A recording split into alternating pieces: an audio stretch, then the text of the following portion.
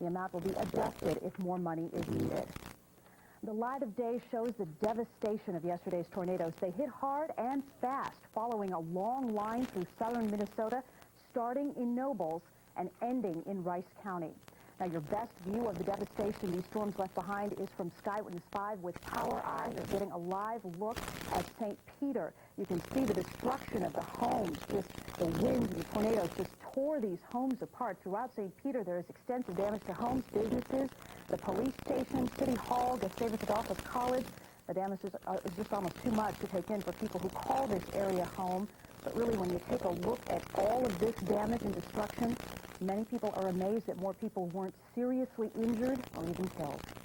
And we've had crews working through the night to get the latest information for you. In the next few minutes, you'll hear from 4 Eyewitness News reporters in St. Peter and Comfrey, the two towns hit hardest by those twisters.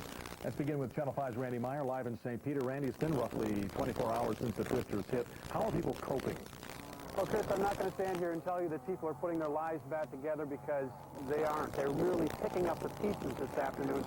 I cannot describe what this is like. You can only see it through the pictures, and you can see this is just one example of what's left with these people. There is nothing left in many parts of this town. It was damaged heavily from back to front, from side to side.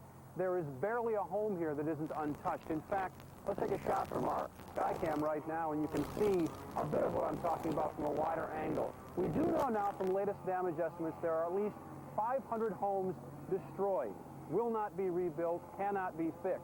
Another 2,200 homes that have been badly damaged. And when I say badly damaged, I mean on the brink of destruction. That does not include the businesses in this area, and it does not include any of the surrounding communities. This is just in St. Peter alone. But none of this compares to the loss of life. And as we heard yesterday, there was loss of life. A young boy, 6-year-old Dustin Schneider, died when he was sucked from the van that he and his parents were driving in. They were heading from Mankato to St. Peter at the time. The tornado struck. Young Dustin was sucked out of that van. His parents were badly injured, and I believe the latest updates has one of those still in critical condition tonight. Now, as far as the other injuries, we do know that there are still 12 people in a Mankato hospital. They are among the injured as well. Rick Ham suffered a broken arm, a lacerated leg, and chest injuries after being buried under debris. The tornado swept on him as he was walking to the hospital to be treated for food poisoning. The winds just came up, and I figured, well, can't run away from it. I just landed on the ground, but a kind of rock hit myself in the back of my head. A rock did hit him on the back of the head. It knocked him unconscious for at least 15 minutes. When he woke up, he was underneath a pile of tree branches. He was found, and he was taken to the hospital where he remains tonight. Now, St. Peter is just one of the areas that we're talking about tonight. The surrounding areas in this part of south central Minnesota were struck badly as well, and one of those is Comfrey. Bob McNaney was there first last night, and in fact, we were the only station to go live there last night. Bob, I understand 75% of that town is destroyed. Yeah, it's just horrible. Every time you go around the corner, you see more and more devastation. First things first, I'm just talking to a firefighter who tells me that they are now not sure that everyone's been accounted for. There is still apparently one man missing from this town of 420 people. They're going to meet tonight to decide if they want to do a fourth house-to-house search looking for him. That's a story we'll keep watching for you. Now, behind me, you can see some of the damage. The people that are working back here are volunteer firefighters. The residents have not been allowed in to do any cleanup, although they were given 1 hour today to look around and pick up some necessity. Now, the helicopter you might hear overhead, we believe, is the governor. He is scheduled to tour the area right now by air and then go to that shelter where most of these people are actually spending tonight and last night and perceivably several nights to come. The big question on their minds is when or if they'll come back to this town. War zone, I guess. That's all you could say. There was nothing left. What used to be a nice little town is no longer. Every building in this town of 420 people is damaged or destroyed. Unbelievable. You start to ask questions. Why? So they're all alive. Main thing. The school, the fire hall, the elevator, totaled. You won't be able to do too much cleaning up. You'll only be able to be there for an hour. Residents were allowed in today only to get essentials, medicine, clothing. Comfrey's mayor says it will be weeks or even months before most of the town comes home for good. We are not looking at really letting anybody in until we've got water, sewer, and electricity. And at this point, we have none of those. We want to give you a live look from Mastcam and give you an overview of this town. Again, every street corner has damage. Literally every building in this town has been either damaged or destroyed. Big problems down the road, the schools, the fire station, the police station. This town may not be back to normal for many, many months. That's the situation from over here. Randy, back to you. Can you guys hear me from the truck? So we're stone cold here? Hi, this is Tom Hauser in St. Peter. Obviously, the damage here in St. Peter is very extensive. One look at St. Peter's Catholic Church in downtown St. Peter illustrates that point. There was a tornado warning here before this storm struck. That saved countless lives. But you'll be amazed by the story of one elderly woman who heard the warning but couldn't get out in time. The glass of my bedroom came first. The second floor of this apartment building is the last place you'd want to be with a massive tornado bearing down. Praise Lord, save me, Lord, save me. It's certainly the last place 78-year-old Cora Shostrom wanted to be, but she couldn't escape in time. The glass of my bedroom came first, and then I ran for this door, and I opened it, and I couldn't get it shut. It was so strong, it just held me pinned here. A glance or two around her apartment, and you're stunned she lived to tell about it. I have a very loving God that takes care of me. Cora Shostrom's apartment illustrates the indiscriminate fury of a tornado. The roof is gone. The apartment is trashed. But somehow, these antique spoons on the wall, virtually untouched. And no damage to antique plates in that cabinet. Oh, this is much worse than I thought. Cora has no roof and no electricity. But somehow, her phone works. I was saved. I kept praying the Lord save me. With some help, she retrieves precious photos and other belongings. Beautiful. Oh, here's my house coat. Oh. I was wearing my cross yesterday. My wedding rings. She got her diamond rings and other jewelry, but Cora is the only gem her daughter was concerned about. So lucky she's alive. Yeah, we thank the Lord that she's alive. One side note to Cora's story is that last night her son and daughter had no idea where she was. They drove over here after the tornado, saw what had happened to her building, and no one could find her. They did not find her until early this morning. She had been taken to a shelter, and of course they were overjoyed to find out she was okay. Randy, back to you. All right, Tom, thank you very much. Now, as you've seen from both Tom Hauser and Bob McNaney, the damage in south central part of Minnesota is wide sweeping. For that reason, Governor Arnie Carlson is touring this area today. Ross Kerr just caught up with him earlier. Ross, the governor has to be as shocked as anyone. He says it's as bad as damage as he's ever seen, and as far as you see behind me, you can see there's hard to find homes that are not damaged as you look beyond me, and as they start cleaning up here, they're going to face some major problems here in St. Peter. The power is still off. It may be off for several days because most lines are still down here. The phone lines are still down. St. Peter police say they have gone to every home. The only injuries are those reported at the hospital. Fortunately, the water is okay. It is back on. 90% of the homes damaged and 90% of the business is damaged, and the governor says there will be no problem getting state and federal aid.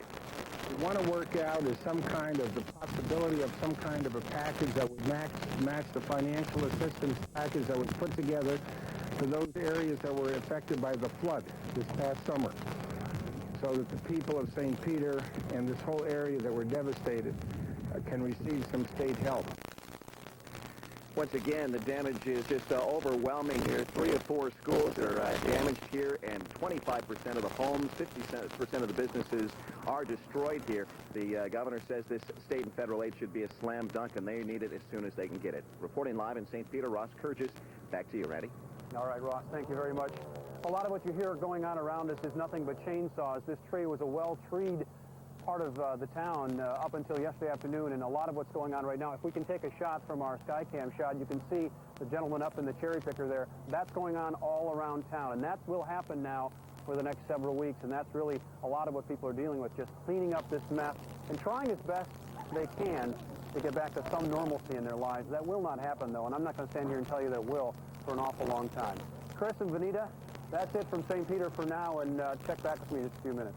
All right, thank you, Randy. Now, you've seen all of the massive destruction along the pathway of yesterday's tornadoes. The twisters spared very little in their path, moving 15 miles northeast of St. Peter. They tore through the town of La Center. Most of the town's businesses were destroyed. The tornado flattened 32 homes in a mobile home park. No one was injured there. Power was out and some gas leaks were reported. Many of the people who live in La Center are staying in shelters tonight. And just northeast of La Center in Lonsdale, no injuries reported either, but plenty of damage. Trees are down along side streets and several businesses are destroyed. Many homes are also damaged. Luckily, those home at the time were able to take cover. We dove under a workbench, and immediately the windows blew in.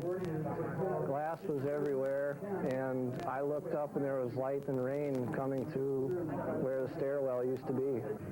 People are cleaning up what they can. Those not hit help those who were.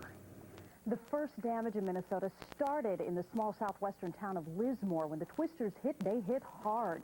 Debris is scattered everywhere you look in the town. The tornadoes took roofs off homes and farmhouses, brought down trees, and damaged many fields. Neighbors spent the day picking up the pieces and helping each other out.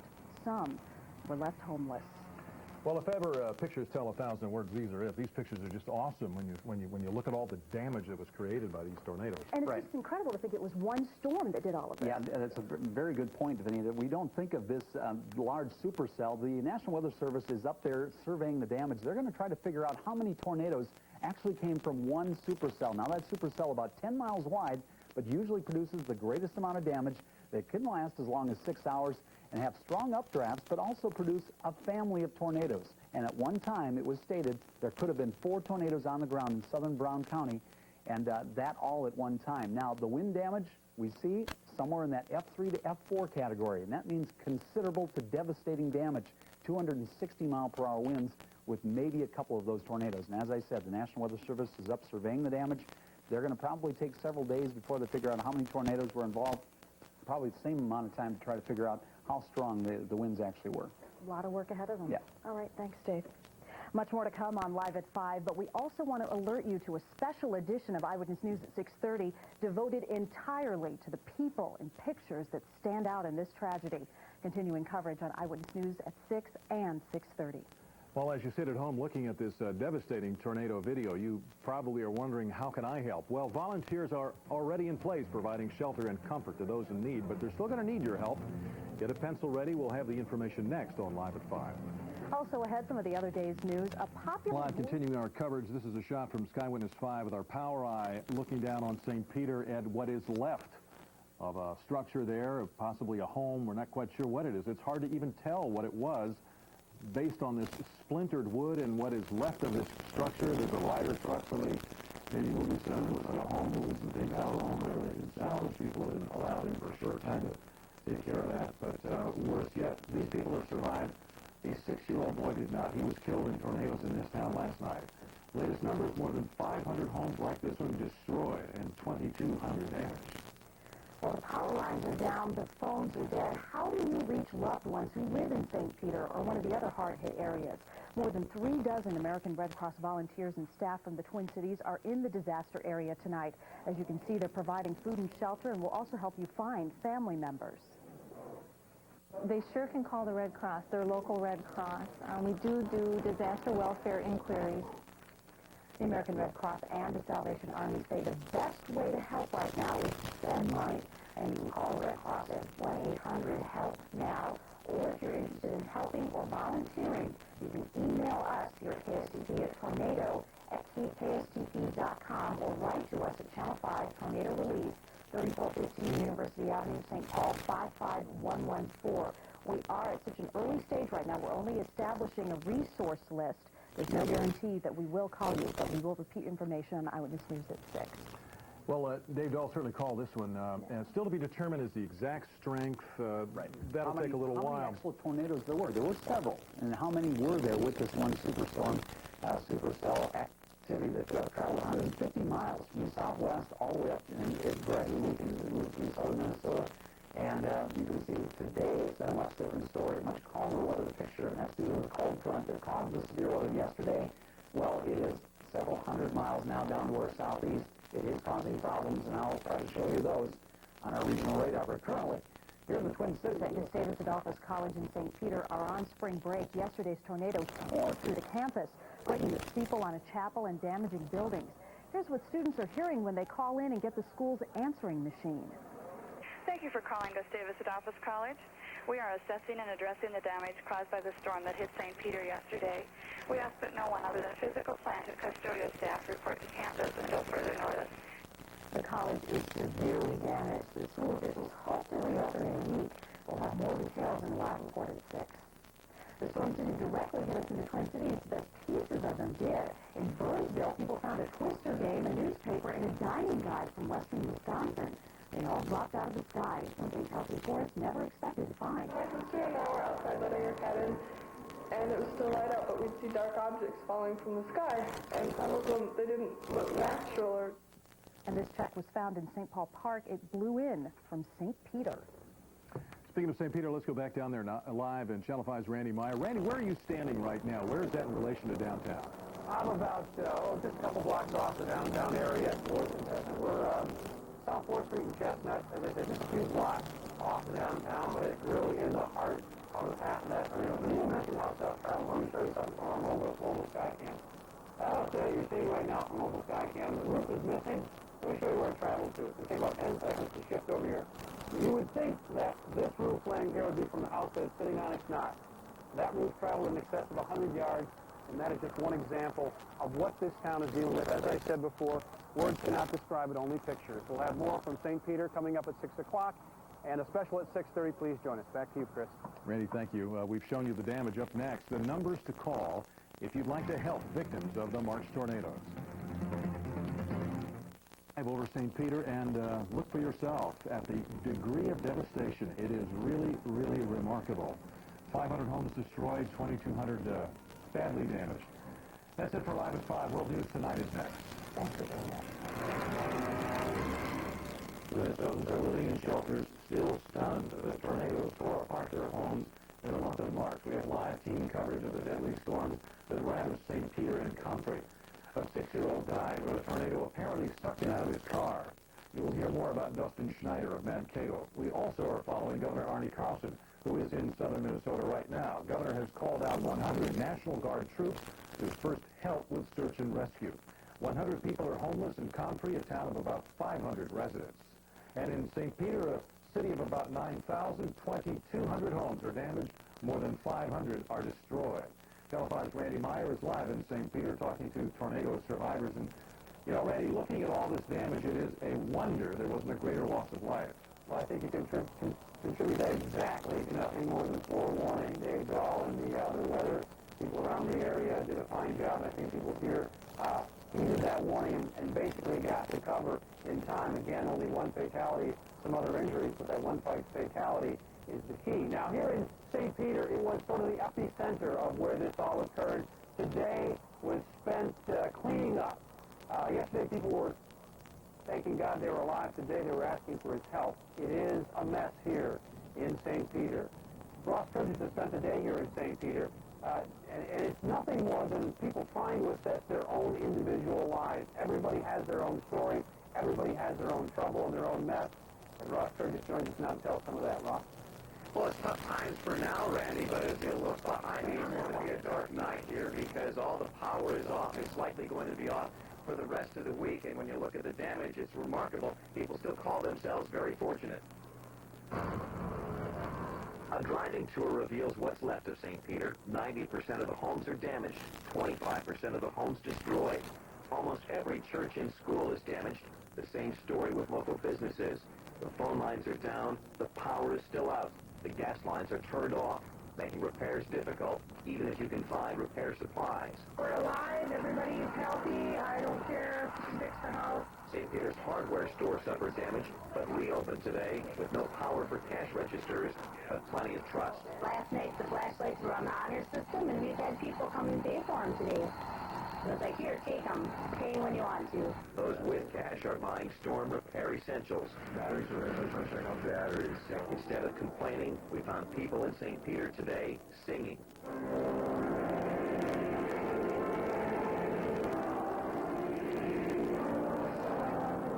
There was relief. Injuries and fatalities were limited, and questions when life will get back to normal. There isn't much you can do to help people even without power. State leaders are guaranteeing some type of aid. After the audits come in and everybody has signed off on them, they start to pay the bills. Some people call this the most damage they've ever seen. A community shredded, but a community still standing, vowing to rebuild. Now, the governor says he's talked to federal officials today who insist that aid is on the way, and the governor wants state aid approved by the end of the session. For more on the damage here in St. Peter, let's go back to Randy Meyer. All right, Ross, thank you very much. You know, you cannot begin to describe the ferociousness of a storm like this. Take a look at the size of that tree right behind me there. That tree is at least 5 feet in diameter. It was twisted and snapped off in this storm.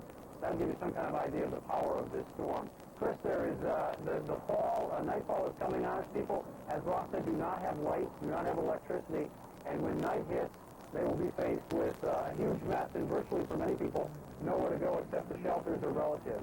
We'll have more on that coming up at 6:30 in our half-hour special. Until then, back to you. Randy, before you go, could you just spin your camera around right where you are so we can see what it looks like right where you're standing? Absolutely. You can see that we are basically a few blocks off the center of town, Chris, and we are kind of in the center of the path of that tornado. It traveled through here, and really everything in about a half-a-mile stretch was impacted by this storm. It was fast-moving, and it hit hard, and we'll see more of that coming up in that half-hour special. All right, thank you very much. National Weather Service investigators are in southern Minnesota tonight, and they're trying to determine exactly how to officially classify this storm. Our own tornado expert, of course, Dave Dahl, is in the Weather Center. And, Dave, you've taken a closer look at the debris. You've seen the pictures. Have you been able to reach any conclusions? Well, this is what we found so far, Chris. And even though the National Weather Service was working very hard yesterday, putting out timely warnings, their job continues today. They were just trying to figure out exactly what caused that destruction. The toughest job for the National Weather Service, as they view these from an aerial perspective, is to determine what type of tornadoes, how many tornadoes there were, and the type of damage. That is how they can base their destruction. You can see total destruction. That usually puts the category into an F3 or possibly even an F4. You can see similar types of damage here with homes completely wiped down to their foundations. Also, the debris is thrown in all different directions. When that happens, it's usually an indication of a tornado. And of course, that's what we had here, several tornadoes, and they were very large. And also another category to put these storms in, when they reach several blocks wide, as this one, you can see the damage is at least 2 to 3 city blocks wide. You're talking a tornado that's at least a quarter of a mile, possibly a half a mile wide. We'll try to get some more details on this. We're going to talk live with the National Weather Service at 6:30, and Chris, I'll have the forecast as well. All right, thank you very much. One of the landmarks hit hardest is a familiar place for many Minnesotans.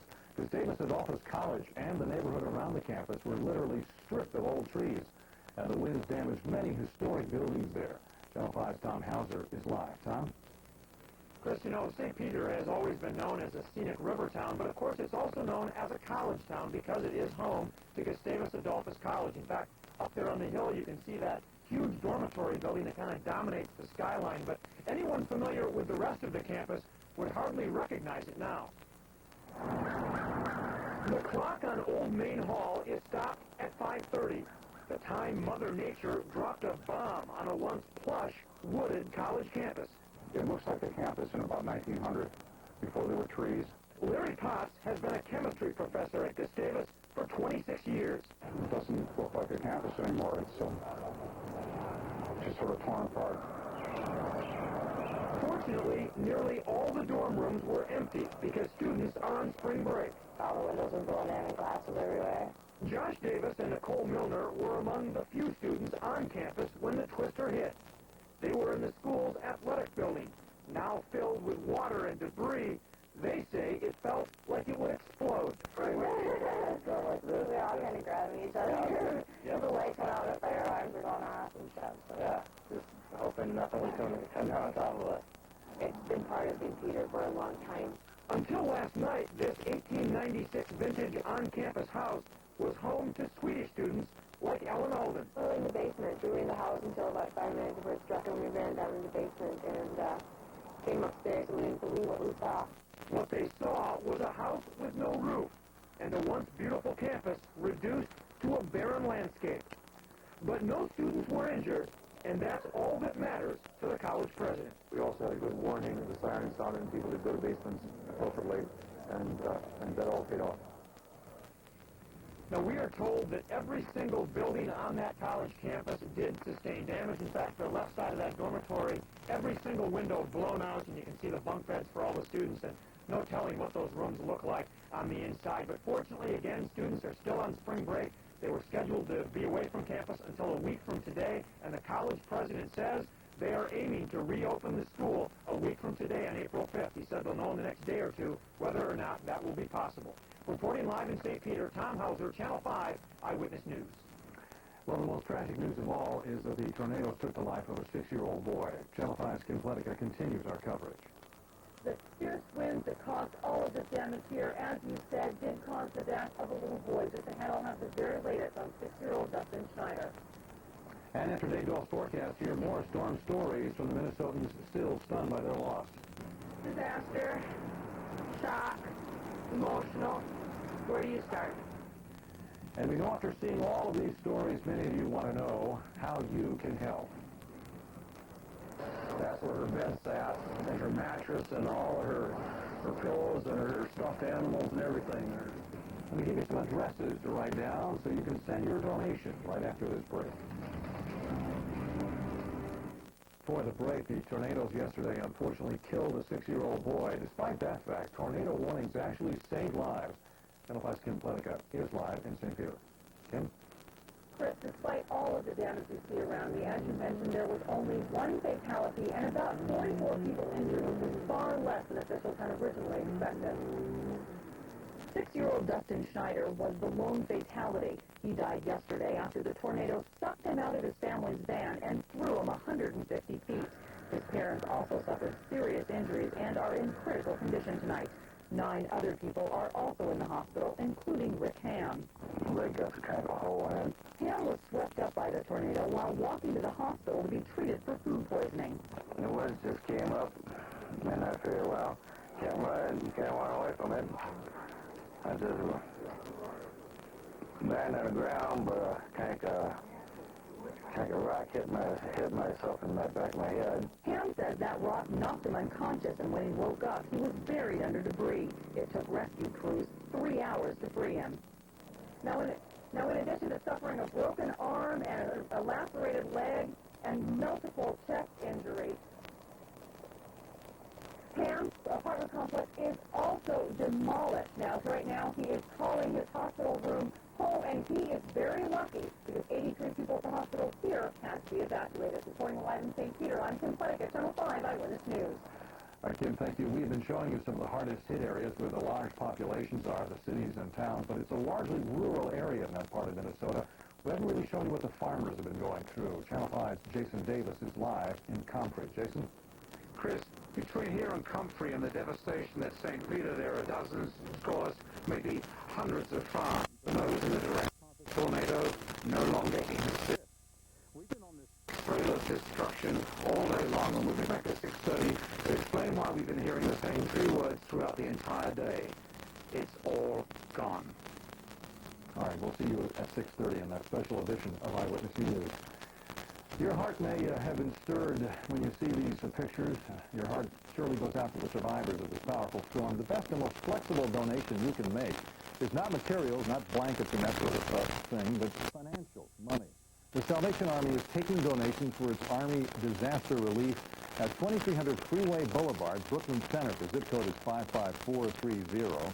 The American Red Cross is accepting donations as well. For information, you can call 1-800-HELP-NOW.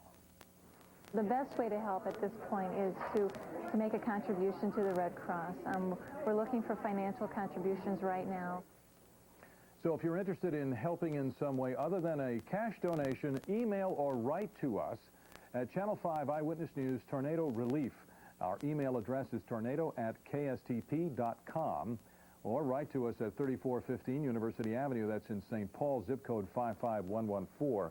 We are establishing a resource list of the Salvation Army. Let us know what special skills you have, and they're going to need a lot of carpentry and plumbing, etc. You get the picture. There's no guarantee that you'll be called, but if you're not on the list, you can't help. We will repeat the information on a special March Tornadoes edition of Eyewitness News coming up at 6:30. Hundreds of people survived these devastating storms. Now they're trying to pick up what's left of their lives. We don't know where to start. We've got to start someplace. We spent the day with some victims in St. Peter. Their story when we come back.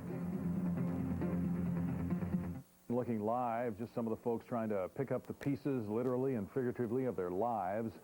As we continue to pull out, you can notice just the devastation, as Dave Dahl pointed out a few minutes ago, in some areas 2 and 3 blocks wide, meaning the tornado's size was just enormous. Let's talk to Dave now about this. Dave, a big tornado, and the weather worries are not over for them, because you're saying they might even be getting some snow tonight. I think that's a very good possibility that late tonight, tomorrow, they're going to get some snow, and tomorrow night and into Wednesday, that snow could cover up some of the job that they're doing out there trying to clean up after that destruction.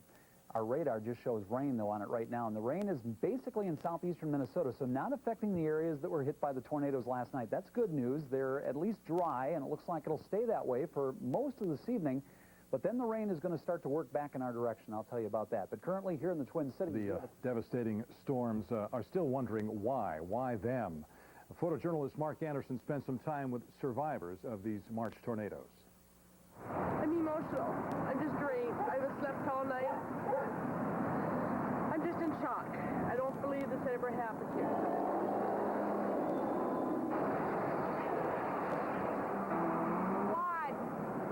Why does this have to happen to St. Peter? And I have strong faith, and the one up above has a lot to do with this. I trust in him, and he will take us and care for us. It's only material things. Stuff like this really doesn't matter. It's a mess. We're glad we have each other. We've had tough times. We've had good times. We're glad we're here. I'm sorry I cry. I'm so emotional. We'll make it. We'll make it. We have gone through thick and thin. We're strong people. It was really hard to see this. I don't think it will ever be the same, ever. Much more on a special edition of Eyewitness News at 6:30. News on the Gopher Stones tonight have incredible stories to tell after living through yesterday's deadly March tornadoes. We thought this Lonsdale survivor summed it up, what it's like to live through such a powerful storm. Because I was in the basement from 6 o'clock till 8. And when I walked out, I saw this thing coming. And it jumped over to the other places, to the school in there. And that thing was so powerful, I never saw anything like that except on TV. I'm still shaking. It's an awful feeling, and you don't believe it until you're in it. And I think I said more prayers than I ever did in my life. And that kind of saved it. So I really lucked out.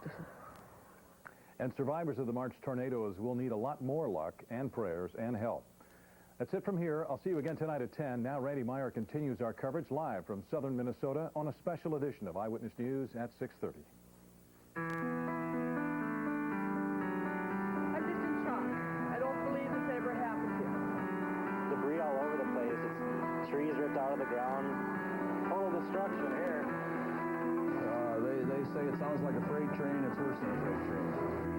And you can hear it coming. Just say hi to my teachers in the city. I'm still alive. You're watching a special edition of Eyewitness News at 6:30, the March tornadoes. I'm Randy Meyer, live in St. Peter, which is the center of where these tornadoes struck a little over 24 hours ago. I'm going to take you right up to our mobile Skycam right now and show you part of the devastation that these folks have been dealing with now for a little over 24 hours. It is mass destruction here in St. Peter. Hardly a building left untouched. You're seeing one right there with the entire roof, entire wall facing the street torn away, and that is just a small sample of what happened here about 6 o'clock yesterday. As I said, I'm in St. Peter, one of several towns struck by tornadoes. They're still trying to figure out exactly how many tornadoes did hit this part of south central Minnesota. Let's take a look at a map right now, and you can see some of the cities outside of St. Peter. The cities were Comfrey, St. Peter, as I said, La Center, and Lonsdale, and every one of those had significant damage, some more than others. We talk about the damage here, but it's nothing compared to the loss of life, and there was loss of life yesterday. A young boy, 6-year-old Dustin Schneider, on his way to St. Peter from Mankato with his family when that tornado that struck St. Peter sucked him from the family van. He was killed there. He was thrown about 150 feet from the van. His parents were critically injured in that as well. But none of that compares to what people suffer when there's loss of life or injury. You're seeing around me significant damage, and it all is very terrible for the people who own this stuff. But again, it's nothing compared to the loss of life. The families that are here now are dealing with much different things, mainly homes that are destroyed, cars that are destroyed, and many other parts of their lives that are lost. One shovelful at a time. Dan Christensen cleans up after a tornado strong enough to drive a board through a refrigerator. This will never be the same. It was an old town, you know. It was going to be the state capital. The big trees. It was just a really great place, and now it's like a tundra. A tundra of scattered debris. In this town of not quite 10,000, 2,200 homes are damaged. More than 500 are a total loss. The devastation is quite severe. Trees down, roofs gone, cars damaged. But we want our folks to know that we're here and they can contact us now to file their claim. The road through town will be closed at least until tomorrow. For now, only residents and those here to help are allowed to pass. At the state hospital just outside of town, tornado.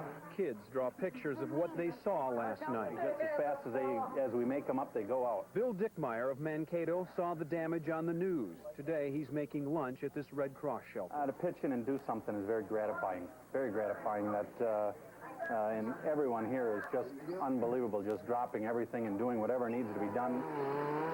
You guys need some sandwiches and coffee? Or... Kathy Prohaska drove down from Shakopee to check on her sister. Sis is fine. Now the gang's helping everyone they see. These are all relatives, sister-in-laws, cousins, brother driving the truck, and we just wanted to do something to help. You're welcome. Now we are in the center of St. Peter right now. We're about 2 blocks off Main Street in the path of where that tornado went. It was about a half a mile wide, but the surrounding winds certainly devastated most of St. Peter. Let's go up now to Sky Witness 5 with Power Eye.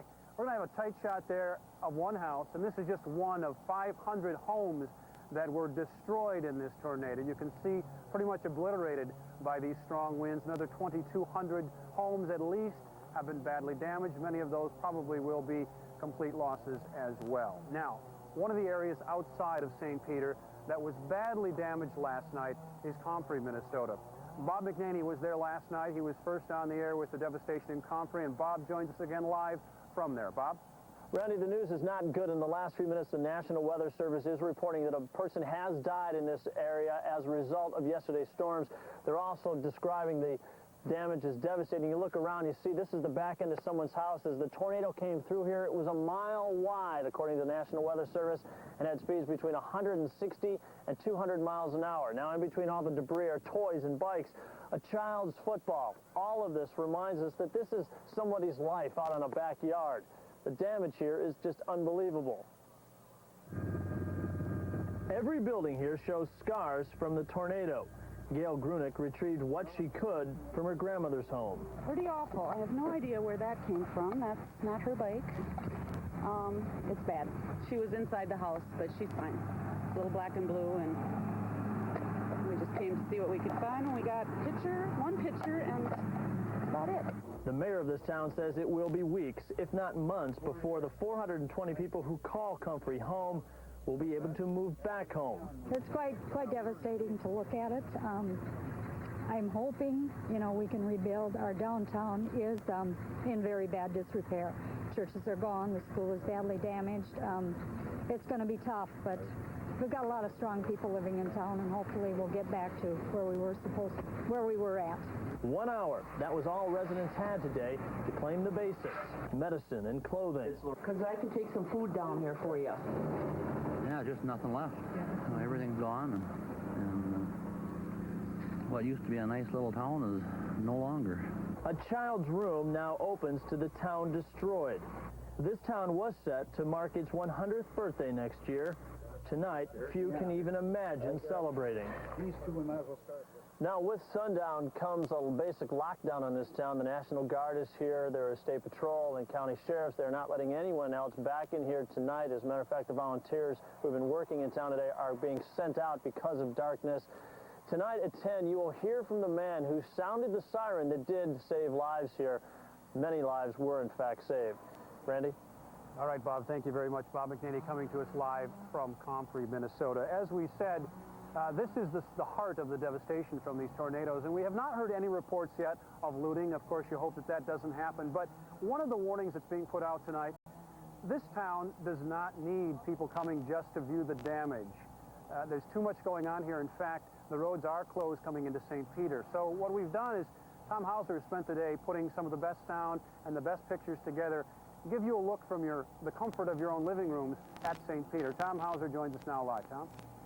And Randy, the best way to understand just how extensive the damage is here, it does help to get out and walk around. Now, some of the major damage, like you see on St. Peter's Catholic Church here in downtown St. Peter, is very obvious. What is less obvious is how this tragedy affects every square inch of this town.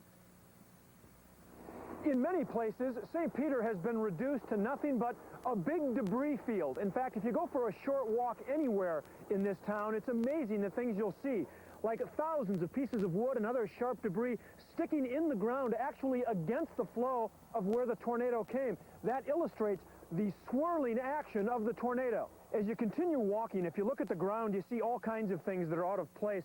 Here's a baby booty sitting on the grounds of Gustavus College, and then you look up here in this tree and you see what appears to be a slide from a kid's swimming pool. It's much the same story a mile outside of St. Peter. This farm implement was thrown at least a couple hundred yards. You can see another one back there in the field. And also in the field, it's beginning to look like more of a salvage yard. A couple pickup trucks, a car. No one knows exactly where they came from. It's not just the big debris that can kill a person in a storm like this. Take a look here. This stake is embedded in a gravel road. It's like a spear. As you walk along South Washington Avenue, you can't help but notice that these front lawns are littered with vehicles, some of them overturned, some of them leaning up against trees. It's just one more example of the awesome force of this tornado and how it's turned people's lives upside down. Virtually every business in downtown St. Peter was impacted by this storm. Among the hardest hit, this video store right here on Minnesota Street. If you look along here, you'll also see among the debris strewn on the sidewalk, shingles from a house probably from blocks away, and even what appears to be some sheet metal from a farm outbuilding. It's hard to say how far away that came from, but the cleanup will take a long time. Now, in addition to all the buildings and homes and vehicles that were damaged and the people who were injured, the other big loss here, of course, is with the trees. There is virtually not one neighborhood in St. Peter that did not lose most of its trees.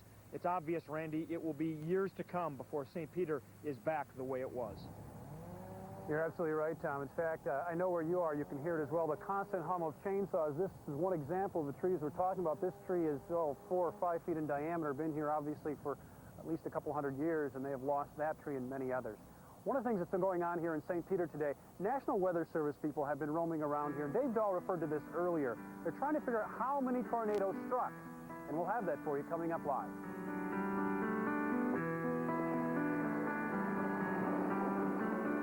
You're watching Channel 5 Eyewitness News at 6:30. And welcome back to our half-hour special, the March Tornadoes. I'm Randy Meyer, live in St. Peter. This time last year, the city of St. Peter saw the first rushing waters from the Minnesota River. It crested here in mid-April last year, closing streets and highways, damaging several businesses. and this spring. St. Peter is one of the hardest hit areas from these March tornadoes, these unusual March tornadoes, I might add. Dave Dahl joins us now. And Dave, the timeline of these tornadoes puts this all, as I understand it, one individual storm system, correct? Yeah, that is absolutely correct, Randy. It's a supercell, and that supercell was the parent to many, many storms. And there's a definite path about 130 miles long, and we've charted when the tornadoes were reported in each of the city as that storm moved east. The first tornado report came in from Comfrey at about 4:35. The next tornado report came in from Hanska. That's about 20 miles to the east, and at 5 p.m. In that 5 o'clock hour, though, we also had reports of wind damage and hail in Durand and LeSueur as well. Then people in St. Peter reported their first tornado around 5:50. 10 minutes later, tornadoes made their way to Le Center. Lonsdale was the last town in that report of a tornado, and that came in at about 6:20 last night. Now joining me live, a person that's been very busy over the last 24 hours, Craig Edwards, and he's the meteorologist in charge at the National Weather Service out in Chanhassen. And, you know, Craig, I know you've been working very hard, and I want to say thank you for joining us.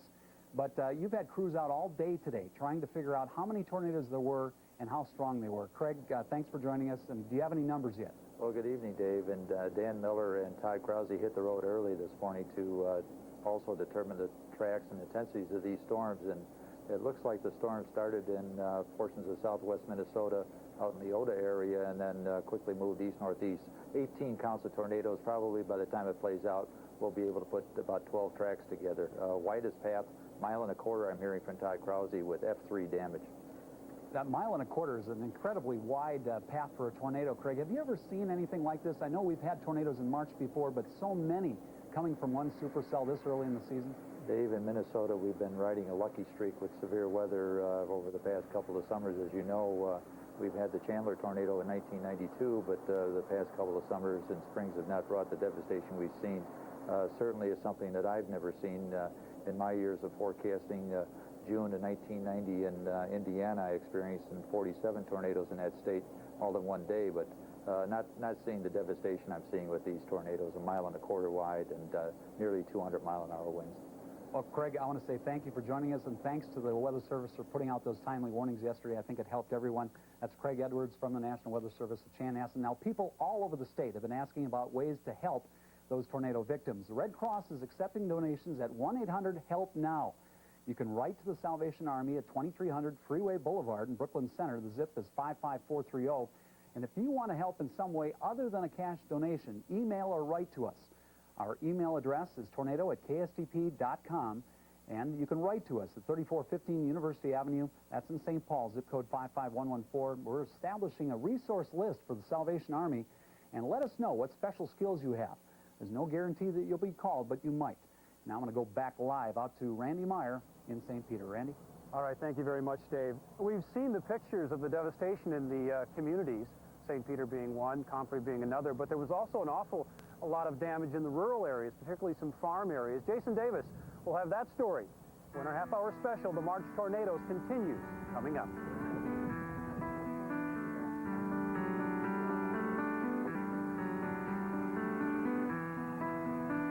And darkness is descending on St. Peter and the other communities struck by these tornadoes. Best estimates, as I listened in on Dave Dahl, the National Weather Service had 12 twisters going through south central Minnesota. Dave joins us once again. Dave, the weather continues. There is more going on out there, but certainly nothing like this, huh? Very fortunate, I think, Randy, that that area is dry for the time being, and I hope they get a lot done because there's more moisture headed in that direction. I'm going to tell you about that.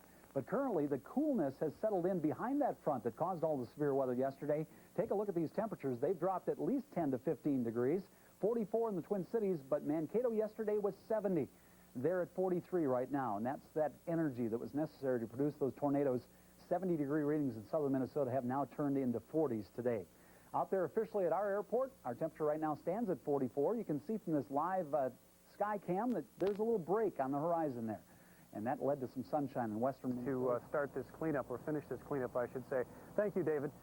Now, we've seen a lot of the devastation in the communities, but there certainly is an awful lot out in the rural areas as well. Jason Davis traveled to Hanska, Minnesota, which is about 20 miles southwest of where I'm standing here in St. Peter, and he has the story of one man's devastation from this tornado in the rural parts of our state.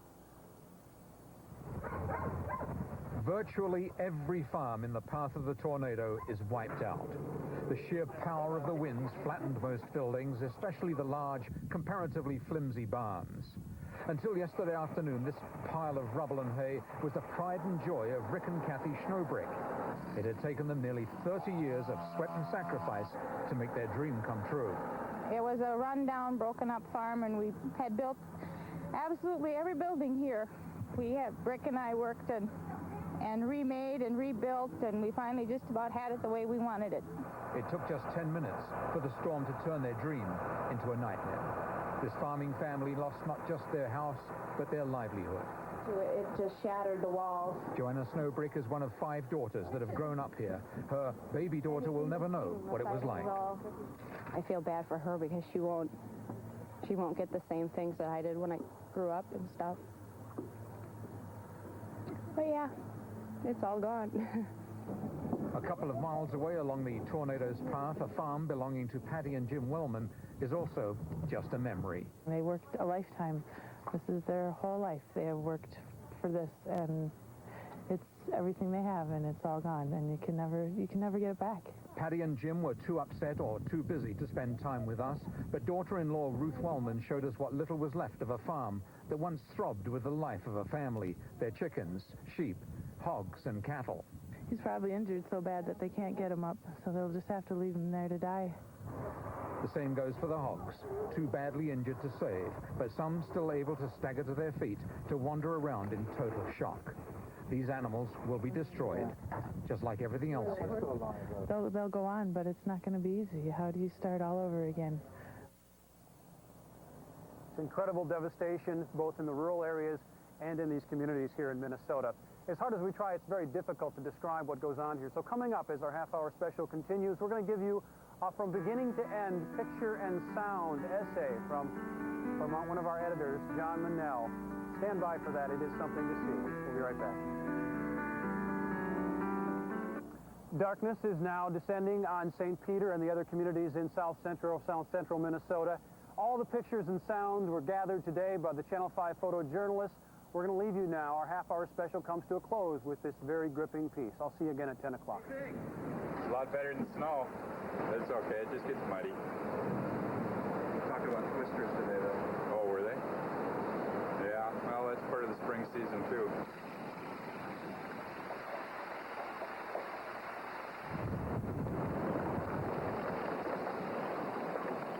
I had a tornado that just came from right across the street. Came in here, we all ran in a shelter. One guy tried making it through the door. I had to pull it in through the door because the wind was getting pretty strong. We were watching it. It was just kind of, going around and around. All of a sudden you heard the noise like a train, and you hit the base. Oh, yeah. My garage is gone, but we're alive. I'm just in shock. I don't believe this ever happened here. Debris all over the place. The walls were buckling in. Total destruction here. Unbelievable.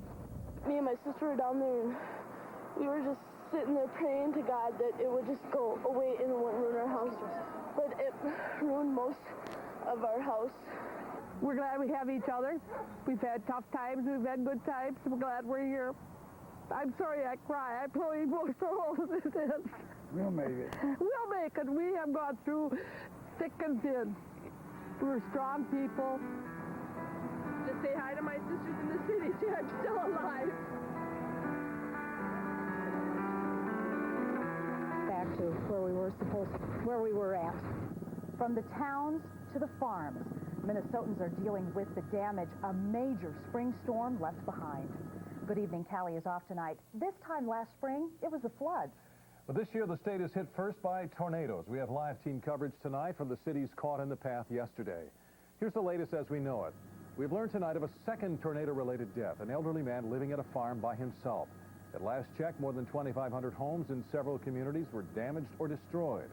The Minnesota National Guard is called in to help clean up tonight. Troops will be back at work tomorrow. Over a 2-hour period yesterday afternoon, the tornadoes did their worst damage from Comfrey to Lonsdale. It's estimated at least 75% of the city of Comfrey is destroyed. Today, the 420 people living there had 1 hour to go in and collect the basics like medicine and clothing. Officials say it could be weeks, even months, before they can return to their homes. The storm cell's next major stop, St. Peter, where more than 2,200 homes were damaged. This door is all that saved 78-year-old Cora Sjostrom from the deadly twister. The high winds pinned her behind it. Pray, Lord, save me, Lord, save me. Cora was saved, but not much else around her was. People in St. Peter spent the day recovering what was left of their belongings. For some, there was nothing but split lumber and a foundation. The tornadoes then moved towards the Lonsdale area before heading out of state. Buildings were pulled apart and debris scattered for miles. Tops of trees were snapped off like twigs. Cleanup crews were left wondering where to begin. Governor Carlson has seen the damage for himself. He came back to Minnesota from Washington, D.C. this afternoon. Carlson says the devastation is worse than you can possibly imagine. He promised state aid. He says the recovery process could take some time. Well, it's in for the long grind. It truly is. We can provide financial help and financial assistance, but the truth is you can't build a house in 6 days. Although damage estimates are not in yet, Carlson believes southern Minnesota will qualify for federal disaster aid. While buildings can be replaced, lives cannot. As we mentioned earlier, the death toll from these damaging twisters has risen to 2. 6-year-old Dustin Schneider was killed after he was sucked out of a van on Sunday near St. Peter. And 85-year-old Louis Mosenden died late this afternoon. He was thrown Sunday from his rural farm home. You will hear from his family in a few minutes. For Dustin and Louis' families and for the people whose homes were blown away by the twisters, it's clear life will not be normal again for a long time. Channel 5's Randy Meyer is live in St. Peter tonight with more on the damage and the cleanup efforts there. Randy? Vanita, it's eerie here tonight. The occasional police cruiser, the National Guard Humvee, an occasional utility vehicle for electrical companies, and the skeletons of houses and trees are really all you can see here tonight. For many, darkness meant the end of a very, very long day. But for those too stubborn to quit, a little ingenuity was all it took. By flashlight, by candlelight, even by headlight, the work here in St. Peter continues tonight. This is Paul Eckhoff's boyhood home. He's here from Apple Valley helping his mom clean up after this devastating storm. You know, I'm here to... My mom was pretty shook up. She's came down for her more than anything else. With more than 500 homes destroyed, the ones that are still standing are being saved with the help of strangers. These are volunteer firefighters and construction workers trying to cover gaping holes in a roof. There's rain in the forecast. And they've been working since this morning. So, long haul. Maybe too cold, I don't know. Without heat, Joan Hawkinson says she'll stay here all night by candlelight. When the sun comes up, she'll be back outside. Yeah, we got a lot done today. There was piles of garbage in there this morning. Glass and wood. Glass, shingles. On any night, Patrick's is a popular gathering spot. Tonight, it provides food and a forum for stories of this storm. You know, we'll be okay for the next month, but it's the month after, and we're rebuilding. And a lot of people are rebuilding right through the night, as we have witnessed here tonight. We should report that there is some sporadic telephone service down here. One home we were in, the phone actually rang, and they were talking back and forth, and we've also heard of some electrical use down here as well. But for the most part, this town is shut down tonight. A lot of people in the Twin Cities have ties to Gustavus Adolphus College here in St. Peter. Now, that campus has been left in ruins by this storm. You can see how trees surrounding Old Main Hall were toppled by the powerful winds, and windows were blown out on dorm rooms. But because of spring break, most students were not on campus at the time, and there were no injuries, which for many it is considered a blessing here tonight. The difference between St. Peter and many surrounding communities is that St. Peter, at least some people were allowed in. They were able to go into their homes, assess the damage, and do some work. That is not the case in Comfrey. Bob McNaney spent most of the night last night there, where the storm was terribly taken there. 75% of the town destroyed, and those folks really can't even go in and see what's going on. It's a mess. The short time we've been here in St. Peter, we've noticed some progress, some cleanup. That is not the case southwest of here. The town is shut down tonight. They've even pulled the volunteer firemen out. They simply have too much mess to even go after in the middle of the day. People were allowed in for a short time today to get the basics: medicine, clothing. 160 to 200 mile an hour winds went through that town. The tornado was a mile wide when it struck. When you hear those numbers and you see how few people were actually seriously hurt, you know that the seconds do count when it comes to sounding the alarms and the sirens. Now, the tornado siren is activated here at the Comfrey Fire Hall. Seconds after it sounded, the building was leveled. David Schiller sounded that alarm, then dove under a fire truck. He held on for dear life as the wind ripped at him. Did you think you were going to make it? No, I didn't. And I did go to church yesterday morning. I guess I think somebody was looking out for me. You know, that's an object of being a firefighter and a first responder and a weather watcher, is to try and help save lives. And I hope it did save lives, even though it was only probably 45 seconds. Again, every building in that town was impacted one way or another. Upwards of 75 to 80% of the buildings have been destroyed. The school, the police department, the post office, anything that was standing along Main Street, Randy, was a complete mess tonight. Now, Bob, you'll be heading back into Comfrey later tonight or early tomorrow morning? Yeah, we'll be heading back. We're going to stay with this story because there is enormous pain out there. Again, people haven't even begun cleaning up. This is going to take weeks and weeks and weeks for the even basic things like electricity to be restored. They probably won't even finish tearing away the old lines until probably Thursday, they tell us. One beacon of light here in St. Peter tonight. The local grocery store did open up for a time tonight. They do plan to be open again tomorrow, so people can go to the store and get some of the things that either have been lost in their homes or they're in need of here tonight. That's it from St. Peter. Again, folks are continuing to work through the night. Many, as soon as the sun comes up, we'll be back out here going at it again tomorrow to try and pick the pieces back up from what has become a terrible, terrible storm in south central Minnesota. Vanita? All right. Thank you, Randy. The first twister of the storm cell touched down near the town of Jeffers, and the Jeffers Baptist Church was one of the first buildings hit. The storm ripped through, tearing off the steeple and causing extensive damage. Fortunately, all of this happened in the afternoon, hours after the final Sunday service. We had a potluck dinner here at noon, got done about 1 o'clock, so we were very grateful that nobody was in the building when the storm hit. If the storm hit a few hours earlier, about 70 people would have been inside. 1 minute he's fine, the next he is clinging to life. That's how one Minnesota man might describe what happened to his uncle, who died tonight almost 24 hours after he was thrown from his home by a tornado that ravaged the rural area of Hanska.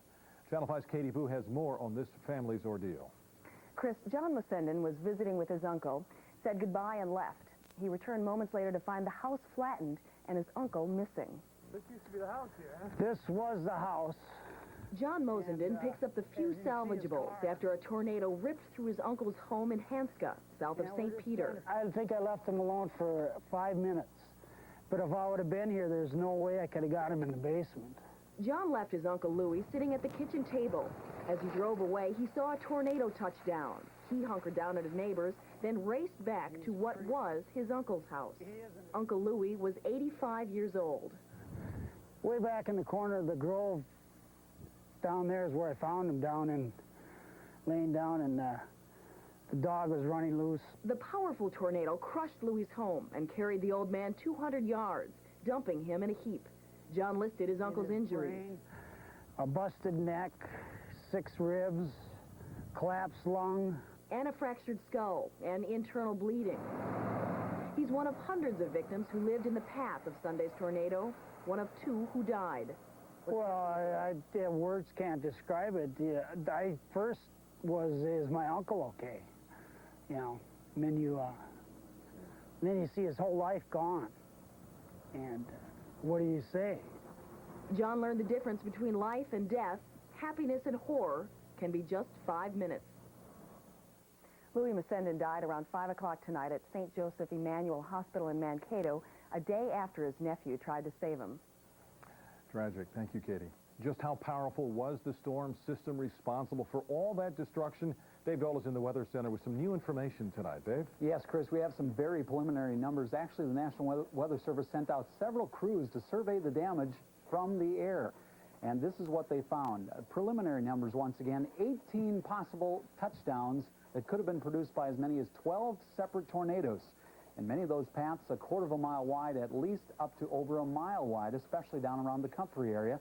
And you look at the wind speeds, they're mainly in the F2 to F3 category, but they're saying that some of the damage resembled that of an F4, which meant 260-mile-per-hour winds. Now, most of those tornadoes produced by a single supercell that traveled 150 miles. It's very unusual to see that type of activity in March. And I'm going to tell you about these same areas could be affected by quite a bit of snow. That forecast in just a couple of minutes. Dave, thank you. Many of you have called us wondering, other than sending money, how can you help the tornado victims? Well, the Salvation Army tells Channel 5 the best thing is to write or email us, contact us at tornado@kstp.com, or send us your name, address, and phone number and any special skills you have to Tornado Relief at KSTP TV. That's 3415 University Avenue, St. Paul, zip code 55114. We will forward the information, but understand there is no guarantee the Salvation Army will contact you. Of course, the most flexible donation you can make right now is not one of time, but of money. You can contact the American Red Cross if you'd like to make a donation at 1-800-HELP-NOW. We'll repeat this information for you in a few minutes. Up next, we have an amazing story of survival from a Minnesota farm. A man and his two sons were caught outside when a tornado came through. Their story as our coverage of the tornadoes in southern Minnesota continues. Also, Storm like that in your home. but if you get caught outside, there's no place to hide. Yesterday near New Ulm, a man and his two sons clung to each other, watching debris fly all around them. Channel 5's Lindsay Paulo has their story live in St. Peter. Lindsay? Vanita, their farm now looks a lot like this house, except on a larger scale. It's just totaled. Now, the farmer watched helplessly as he lost everything except what matters most. Let's look what's over here. It's all that's left of Dean Schneider's dream. He spent 5 years building up his family dairy farm. In minutes, a tornado tore it down. Dean and his sons, Chad, 13, and Matt, 11, were wrapping up chores when the sky turned black. There was nothing we could do other than we had to get Matt. He was on the other side of the barn. I didn't want to leave him over there alone. Went around and came in over there on the other side of the barn. They got out of the truck and laid down next to some concrete blocks. But all of a sudden the doors blew off, went by us, and then parts of the barn, then cows ran by us. We actually saw a cow fly by us in the wind. Pieces of everything were flying by us. It was scary, and kind of tin was flying all over and other stuff. All three were injured, but alive. The $1 million farm in ruins. I don't think there's anything salvageable here. He's looking for his wallet. But in the midst of destruction, small miracles. A farmhand finds his wallet. And there are much bigger miracles, too. I was just glad that the two boys were alive, you know, and I'm waiting for tonight where our whole family maybe can get back together and just sit in the house and be glad we're all together again. Now, the farm buildings will be insured, but there is some question as to how many of his 500 cattle will be. He's still trying to decide if he's going to rebuild tonight. Reporting live from St. Peter, Lindsay Paulo, Channel 5 Eyewitness News. We, of course, are continuing to monitor the damage caused by the tornadoes. Watch Eyewitness News Morning for updates on the injuries, the cleanup, and all the phone and power outages. Video of a massive tornado as it bears down on Minnesota towns. Pictures of a disaster as it happened. I just hope and pray that we'll be able to put it back together again. We have team coverage from around Minnesota on storms that have ripped apart lives, while crews try to restore power for thousands who have lost almost everything. WCCO 4 News starts right now. Proud to serve the heart of the Midwest. This is the hometown team, WCCO 4 News. Home video tells the story. The March twisters cut a swath 1.25 miles wide, the worst destruction by winds in a decade. Businesses as well as homes crushed, walls gone, interiors and lives exposed. Cars that weren't crushed were tossed around like toys. Victims, their early futile attempts to make things better. Even the fields of play were destroyed, bleachers bent like coat hangers. Livestock with no place to hide, dead. Once glorious concourse of the old Main at Gustavus, lined with 100-year-old trees, gone forever. Good evening, everyone. I'm Don Shelby in the stricken town of St. Peter, Minnesota. And I'm Amelia Ciancinello in our studio in Minneapolis. We have live team coverage tonight of the spring twisters that slammed into Minnesota. We are standing here at what used to be a gymnasium where about 6 or 7 generations of St.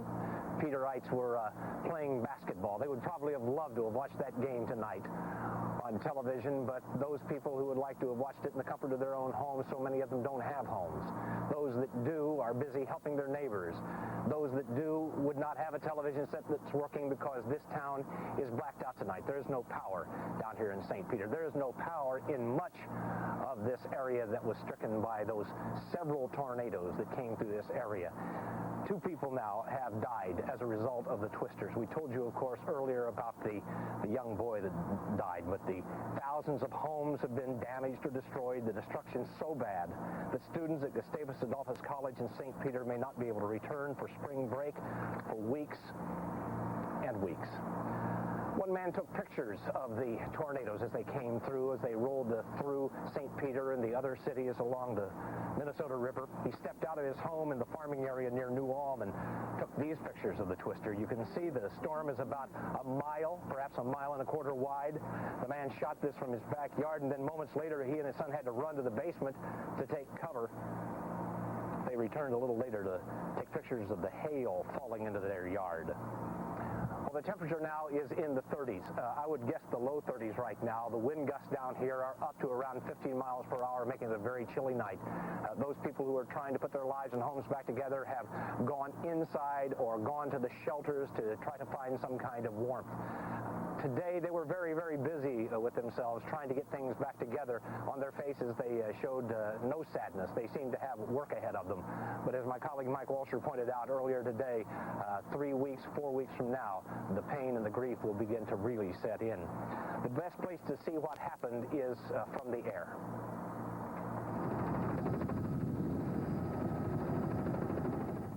A bird's-eye view from high above in St. Peter. One block of homes after another reduced to rubble. Century-old homes, nothing but a memory.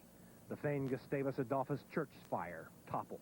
The KRBI radio tower, no longer. Inside, the living room is the worst, right in here, because there's glass, everything off the walls, my stuff is all over. The tornado then ripped through a mobile home park in Le Center, leveling everything in sight. It flipped semi-trailers, scattering some into fields. The wicked twister finally settled in Lonsdale, destroying more than 10 buildings in a blink of an eye.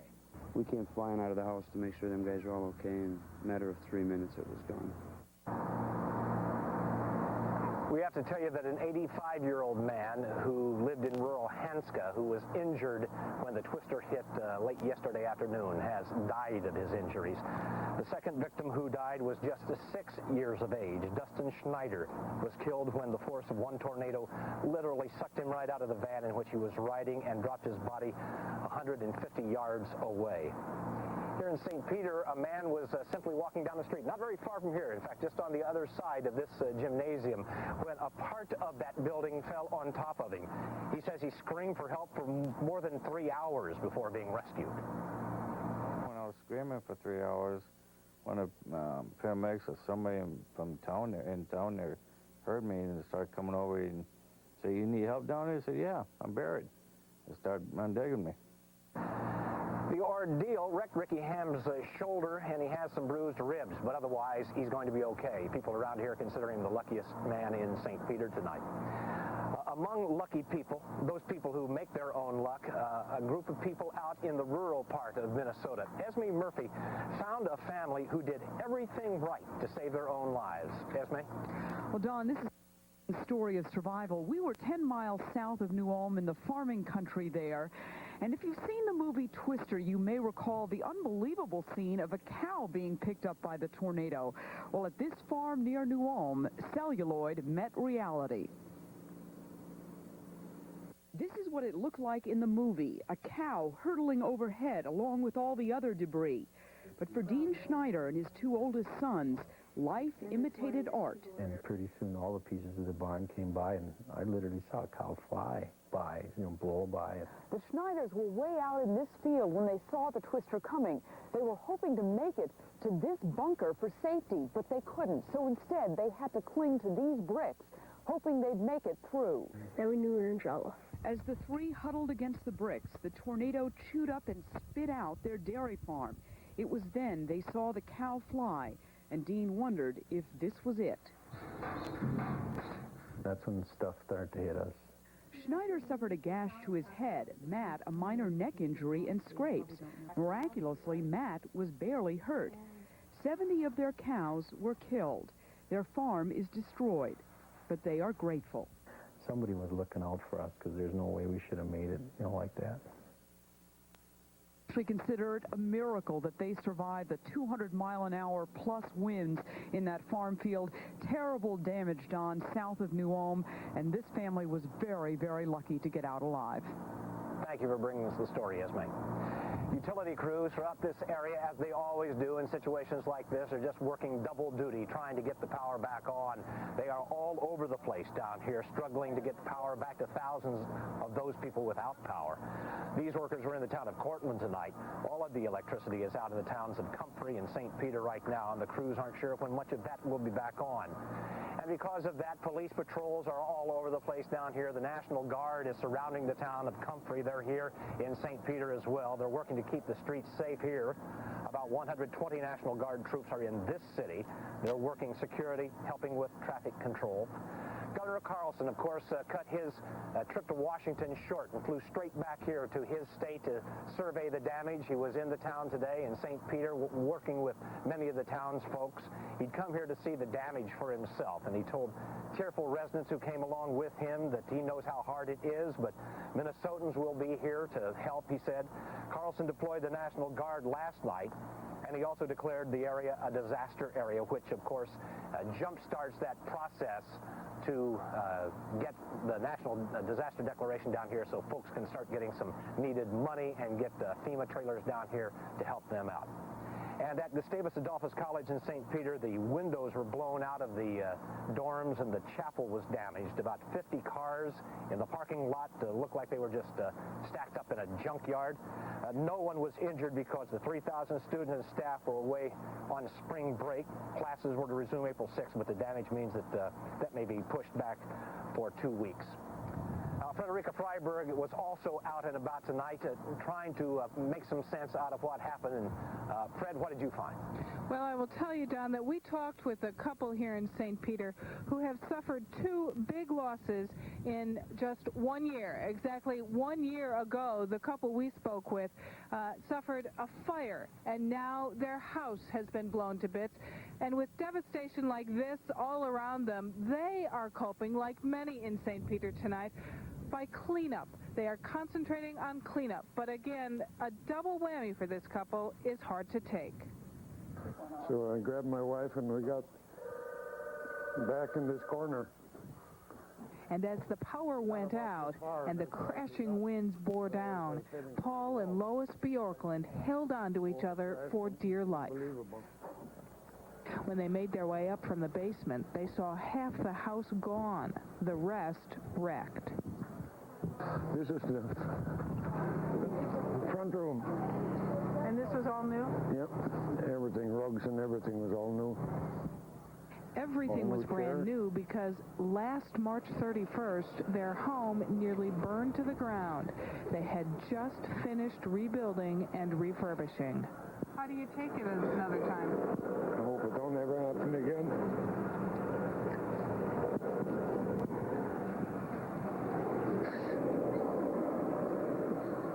Up all night, overtired and overwhelmed, the Bjorklunds are getting help from their 6 kids. But even the support of family doesn't take away the loss. What you can do about it? Walking through the ruins brings Paul Bjorklund to tears. But through the tears, there is humor, like this for sale sign on a very definite fixer-upper here in St. Peter. Now, as we were leaving the Bjorklunds' home, as in many locations here in St. Peter, their neighbors were also coming in to support them. Their neighbors were offering their whole family there, cleaning up sloppy joes and hot chocolate, and they were taking them up on it, Don. All right, Frederica, thank you. Coming up in just a few moments, I'm going to show you one of the historic treasures in St. Peter, of which there are many, of course, that may never be the same. Amelia? Okay, Don, we'll see you in a couple of minutes then. Some people worry that one small town in southern Minnesota will never rebuild after last night's storm. The damage is so bad that folks in the town of Comfrey have been shut out of their own homes. Deborah Sherman has that story tonight. The town of Comfrey looks like a wasteland. A tornado a mile wide not only destroyed homes and businesses and farms, but it also ripped open this grain elevator here in the middle of town and buried the entire place in debris. And I bet within 30 seconds, the tornado was here and just about over with. In less than a minute, the home Gwen Anderson raised her 8 kids in crumbled. Like I said, these windows broke open and everything went flying. And all I can think about is that where do we begin over? And it was just a mess. And my father died 2 years ago, and I know if he was here, he'd be able to pick the pieces up, and I don't know if we ever will. Many of the town's 500 residents wondered the same thing. The tornado pummeled 85% of the town.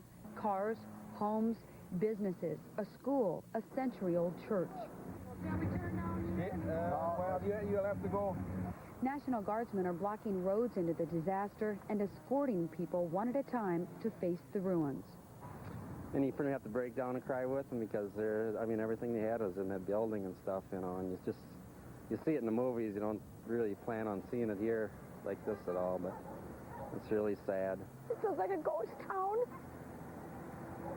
And I just hope and pray that we'll be able to put it back together again, that we can get on with our lives. In Comfrey, Deborah Sherman, WCCO 4 News. For a closer look at how these storms exploded around the area, here's WCCO meteorologist Mike Fairborn. Mike. Thank you, Amelia. Our real first look today at what that tornado looked like, it was as it was coming into the New Ulm area. You already saw this a little bit earlier in the show. It's really hard to look at it with a proper perspective, you know, with those trees in the foreground and everything, but a mile wide at the base coming at you, it would just be hard to imagine that there would really be a storm that could be that big that would be bearing down on you. But that was the first look at the tornado from some amateur home video that we received. You know, we measure tornadoes not only by their size, but by their destructive capability. And from what we heard from the Weather Service, they were rating the one in St. James and St. Peter at about an F3. That's a strong tornado. Look at that, winds of up to 206 miles an hour. I wouldn't doubt what maybe some areas maybe even experienced an F4 tornado. What we had was several tornadoes moving all the way from the Comfrey area up to the Lonsdale area, and several touchdowns from those tornadoes. Very typical of what we call a supercell, a single storm with a number of tornadoes in it. Okay, Mike, we'll see you in a couple of minutes for the full forecast.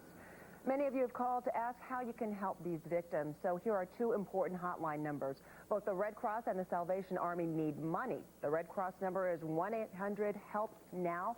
The Salvation Army is at 612-566-2040. Now, one aspect of the story we didn't expect, there are a high number of bald eagles and other raptors bunched up in Minnesota River Valley on migration. Many are hurt. We're going to have more on that just ahead. We'll also go back to Don for a look at how some of the historical buildings in St. Peter fared.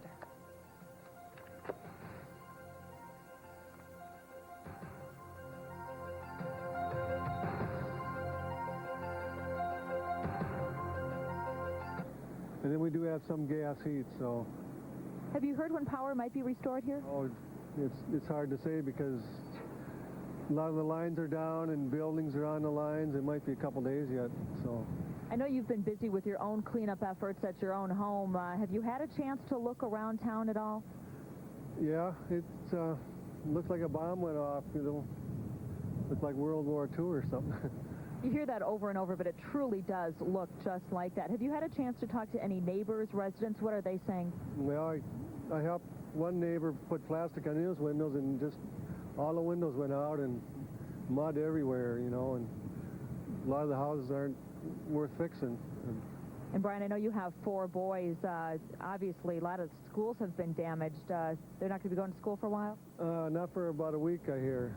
So they'll be home for a week and, you know. Help with the cleanup.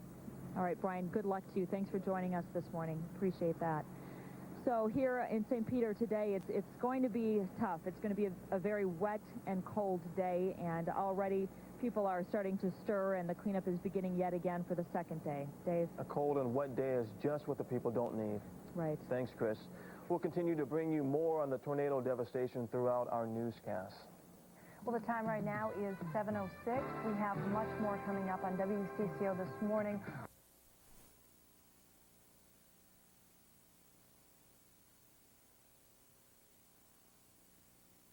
Not fine. It's raining very steady now, and it appears that it's not going to let up anytime soon. So this is what folks here in St. Peter are going to have to deal with as they clean up today. Behind me is the Amoco station, or it was the Amoco station, I should say, and many businesses look like this. The windows aren't boarded up, so there's going to be a lot of rain damage from today. And even though people spent the entire day yesterday cleaning up, sites like this are very familiar around town. There's piles of rubble that still has yet to be cleared. Kind of dangerous, lots of nails and debris everywhere. Also this morning, about a half hour ago, the crews started to come out with Caterpillar trucks. They're literally shoveling away some of the debris. You can see over here, this crew has been working for about a half an hour or so. And this is what it looks like all over town, as people are still trying to clean up from this. Many of the homes, we briefly drove through a part of the town here on Broadway in downtown St. Peter, and many of the homes are boarded up, but still keep in mind people are without power. Still going to be another 2-3 days before power is restored.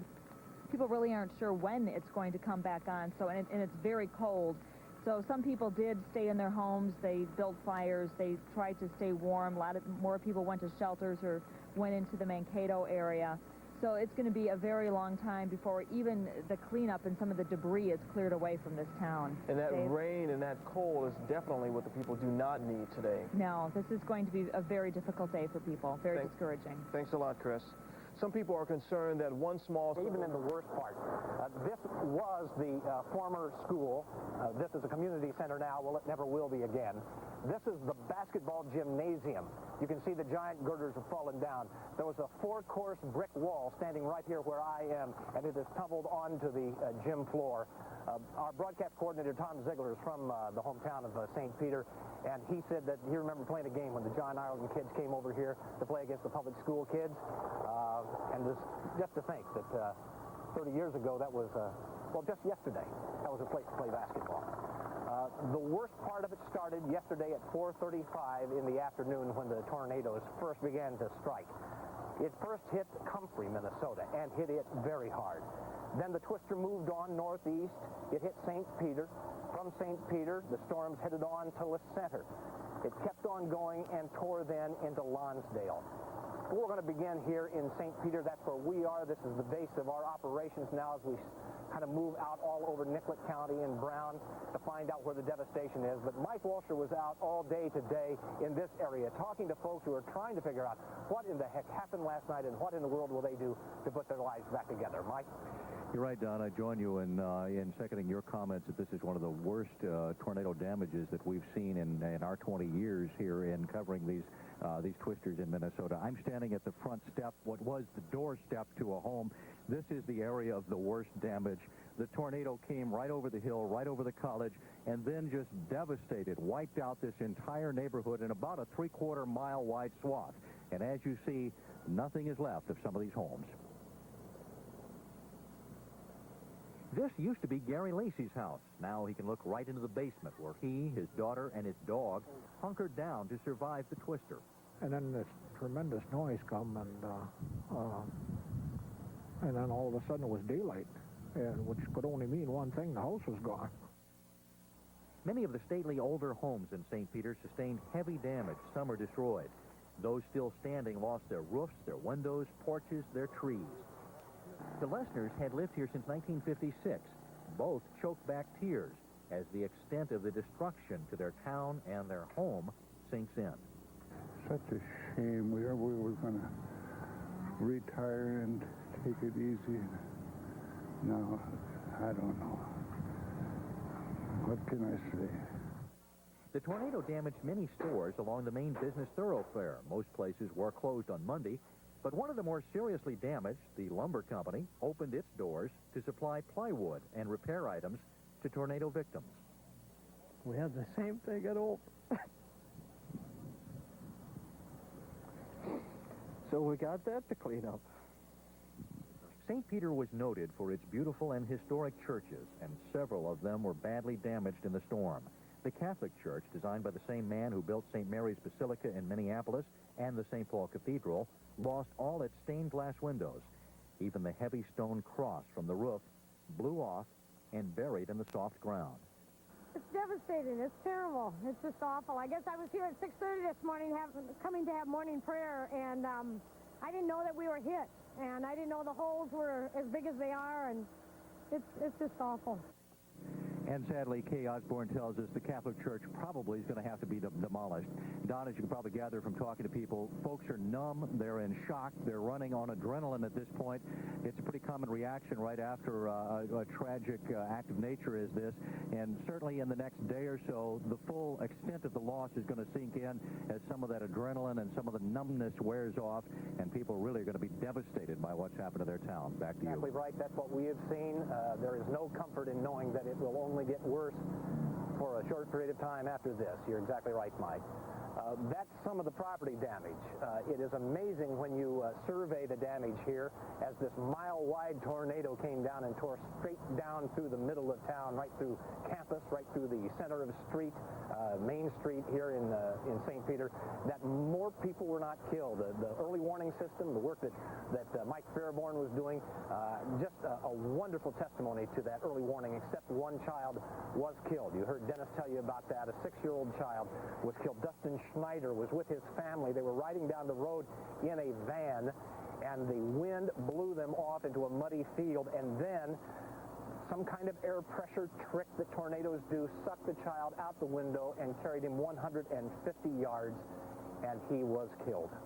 The devastation is keeping folks out of St. Peter. People want to come down here who have relatives, but the roads leading into and out of St. Peter have been closed by the Highway Patrol, so don't try to come down here. MnDOT saying now that 169, 22, and 99, and all other roads, all other surface roads, any kind of country roads, all of those are being blocked by National Guard troops as well as the Highway Patrol. You cannot come into this area unless you live here, and even then you're going to have a difficult time doing that. All the secondary roads are also closed. The governor was here today, as you might expect, and he toured the devastation. What he was able to do was try to gather the kind of information that is necessary in order to find out what kind of damage was done so that a declaration of an emergency can be put forward to the President of the United States and to Congress. It appears right now that the governor is meeting with townsfolk and is trying to get the kind of information that's necessary to issue that declaration. Earlier today, Rod Graham said that he thought it would be a very natural and easy process and a very quick process once the governor got that information into the hands of the United States Congress and to the President of the United States.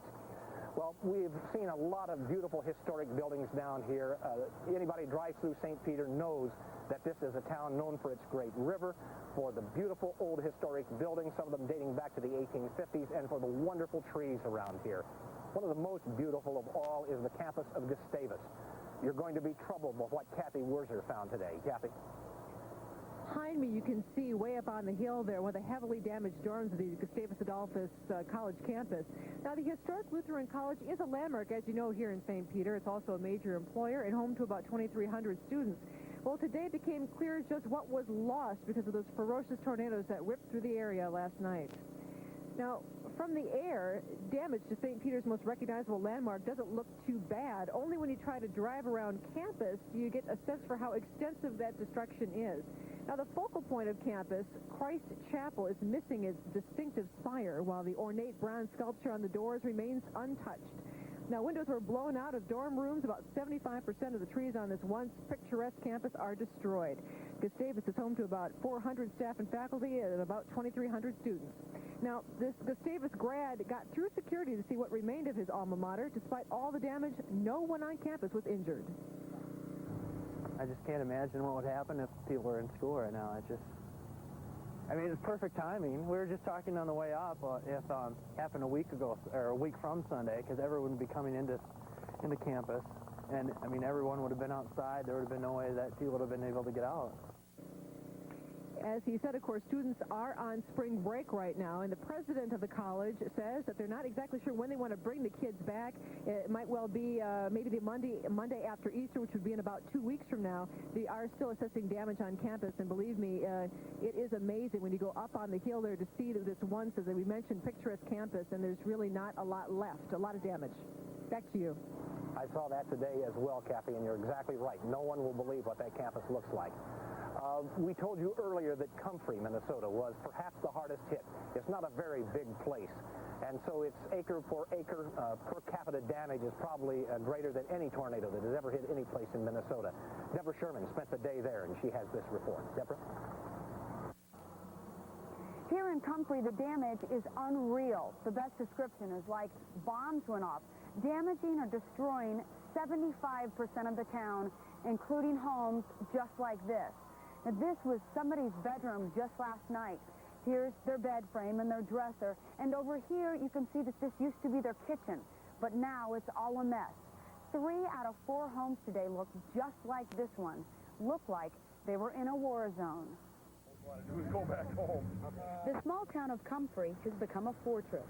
All roads in are blocked, and the National Guard is escorting residents to their homes. And you pretty much have to break down and cry with them because everything they had was in that building and stuff, and it's just, you see it in the movies, you don't really plan on seeing it here like this at all, but it's really sad. It's a sad deal. Sad and unexpected. When the tornado hit, Gwen Anderson and her daughters were in the living room and were too scared to run to the basement. So I stayed up there with her and put a blanket over our heads and just prayed to God that nothing would happen to us, and every time I wanted to leave, another window broke. The house that they lived in 40 years is totaled. In downtown Comfrey, most businesses are empty shells. The grain elevator built a year ago has collapsed, and a 125-year-old church and Comfrey's only school are damaged. It feels like a ghost town. And I just hope and pray that we'll be able to put it back together again, so we can get on with our lives. With damage like this, the National Guard is trying to protect the residents and only let them in for about an hour at a time to come in and get some emergency supplies. But tonight, at dusk, they will shut the town down because there's no electricity and no water, and in Comfrey, nowhere to stay. Deborah Sherman, WCCO 4 News. If this tornado had struck in the daytime, if there had been some sort of camera available to take a picture of this, as we've seen so many of these home videos of these tornadoes, this tornado would not have fit on any video screen. 1 mile wide at its base. Most tornadoes just jump around and hit little licks and spots, but this one came on the ground just about at Gustavus and swept all the way down to the river before it picked up again. It is an amazing piece of destruction, and it will take a long time for us to explain the extent of that damage as this whole place goes into a disaster declaration emergency. We're going to have more coverage, of course, on this, as well as a special coming up at 6 o'clock through 7 o'clock. Amelia? Okay, Don, thank you, and we'll see you then. While St. Peter and Comfrey sustained the worst of the damage, the pictures of devastation spread 10 miles eastward into La Center. That's where a twister leveled an entire trailer court, and many other homes were heavily damaged. Cars tossed around and trees toppled. But it's that sound one storm victim will never forget. I had worked till 1 o'clock in the afternoon. I was just taking a nap. I woke up, heard the siren sound, so I went into this, like a cellar-type basement that there is, and I stayed down there, and I started hearing the glass, wood breaking, which was the trees, and it was unbelievable. La Center's downtown also sustained some heavy damage. Luckily, no one suffered serious injuries. After seeing a destructive storm like this, you may be wondering just how unusual is it for us to have tornadoes in March? Meteorologist Mike Fairborn picks up that part of the story from the WCCO4 weather station. Mike? Thank you, Dennis. It is unusual for us to get tornadoes in the month of March. Not unprecedented, but unusual. And really what was going on, if you take a look back in history, as far back as 1921, we've had March tornadoes, and you can see some of the dates and some of the years there. Certainly this is one of the stronger tornadoes that we've had. We actually had 2 tornadoes on the ground down there for a while. One was the huge one obviously just a little bit smaller. And take a look at what we captured from our radar last night around the Lonsdale area. You can see the circulation around this thing. Actually, the heaviest precipitation had moved to the east, and then right down here in this center is where the tornado was just kind of dying as it moved into the Lonsdale area, but we could still see that circulation around it. Now, we do have some more information we'll pass along to you, and a forecast coming up in a couple of minutes. All right, thank you, Mike. And if you want to help the tornado victims, here are a couple of phone numbers for you to call. The Red Cross is at 1-800-HELP-NOW, or the Salvation Army at 612-566-2040. And what they tell us that they really need more than anything else are donations of money. It's about 13 minutes after 5. And an amazing story emerging from the twisters. Debris dropped from the tornadoes, would you believe, some of it 70 miles away. And if you have any home video you'd like to share from the storm, give us a call at 333-WCCO. That's 333-9226, and then you just press 1. And now another look from our live Eye in the Sky chopper hovering over the devastation in St. Peter as our special live coverage continues. Dale? Dennis, we're over St. Peter, and right now we're going to take you on a quick path across St. Peter, starting here at Gustavus Adolphus College, and it kind of goes northeast across the town, and we'll just kind of show you the path of devastation. We're actually about in the middle of the path. It's about almost a mile wide going across the top of St. Peter, but you can see the debris, the houses that are damaged, and just the overwhelming amount of damage that there is here, and it's just simply almost unbelievable that there was only as few injuries as what there were. But you can see coming here now through just the residential areas and so forth through town, it's like this, a mile wide swath right through St. Peter. And we'll have more of this coming up at 6. Boy, you look at all that, Captain, and you wonder where they even begin. Thanks a lot. It is about 21 minutes after 5. Coming up next, Kevin Berger shows us what people are finding in their yards from St. Peter's tornado 70 miles away. That's at 5:24. And we're helping the Minnesota Food Share Program, an amazing testament to the power of the spring twisters. Kevin Berger found that some of the debris returned to Earth 70 miles away in the metro suburbs. A dentist bill from St. Peter showed up in the yard of Barb Walhood in Lakeland on the St. Croix River. And last night, people in Apple Valley and Eagan found pages from the St. Peter newspaper and textbook pages in their yards. Powerful storm. And let's go back to Don Shelby in St. Peter for another look at what our crews are covering for WCCO 4 News at 6 o'clock. Don? At 6 o'clock, Dennis, we're going to move out of the city areas into the rural areas where the farmers have a completely different set of problems that they have to deal with. They've got to round up cattle, their livestock. They're going to hope that they're going to find them alive. If they've got milk cows, they've got to milk them soon. They've got to find someone to do that for them. A farmer in the area that also is not damaged, so we're going to be telling you about that. We're also going to give you a reminder of what to do. That if you happen to be in your car and you're faced with a tornado, what to do then. Also, a refresher course on where in your home is the best place to be. That's a good thing to know right about now. And also tonight, after the final game of the NCAA tournament on CBS, we're going to introduce you to some folks that the reporters down here have found with some amazing stories of survival and heroics. And there are many of them out here in the heartland of Minnesota after this devastating tornado. We're going to need a few heroes after this. Yeah. Thanks, Don. Okay, well, that's all the time we have here at 5 o'clock. The CBS Evening News is next.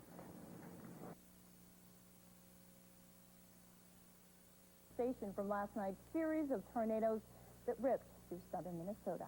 Good evening, and thanks for joining us. Residents in St. Peter, Comfrey, Le Center, and all throughout the storm's path are picking up the pieces today, and we'll get to their stories in just a few minutes. But perhaps the most tragic case to come from this storm is the death of a child. 6-year-old Dustin Schneider of Mankato was killed last night as his family's van was blown off the road on County Road 5 west of St. Peter. The family was attempting to seek shelter in St. Peter during the height of the storm. Dustin was pronounced dead at Emmanuel St. Joseph's Hospital last night. His parents are also being treated at the hospital. Last we heard, as many as 16 people are hospitalized at ISJ. And damage in St. Peter is massive. Today, residents got the first clear look at the path of ruins left by the storm. In St. Peter, it was a day of sifting, piling, shoveling, and sighing. In the city of 10,000, one life was lost in last night's tornadoes, and homes were tossed into piles of lumber.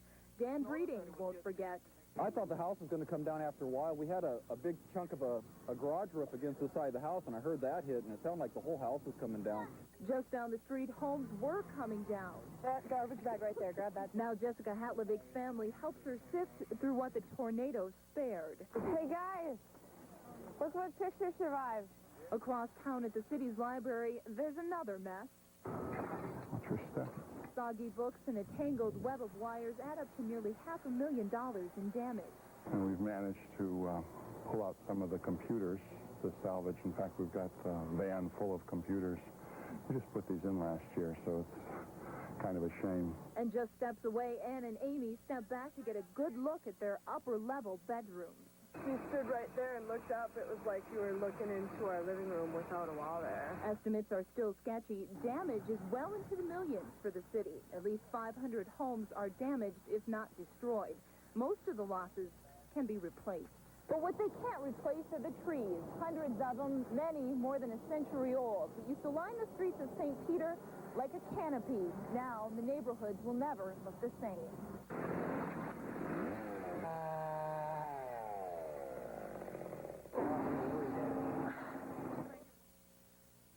Right now, many people from surrounding communities are wondering how they can help the victims. News 12's Mark Tauschak has more on the helping hands in St. Peter. Mark? Ellie, help is arriving in the devastated communities from across the state. In St. Peter, Red Cross workers will number over 100 by midweek. But the Red Cross is only half of the story, as residents are finding out today they're not alone. Oh, my 10th one. Just flipping them over.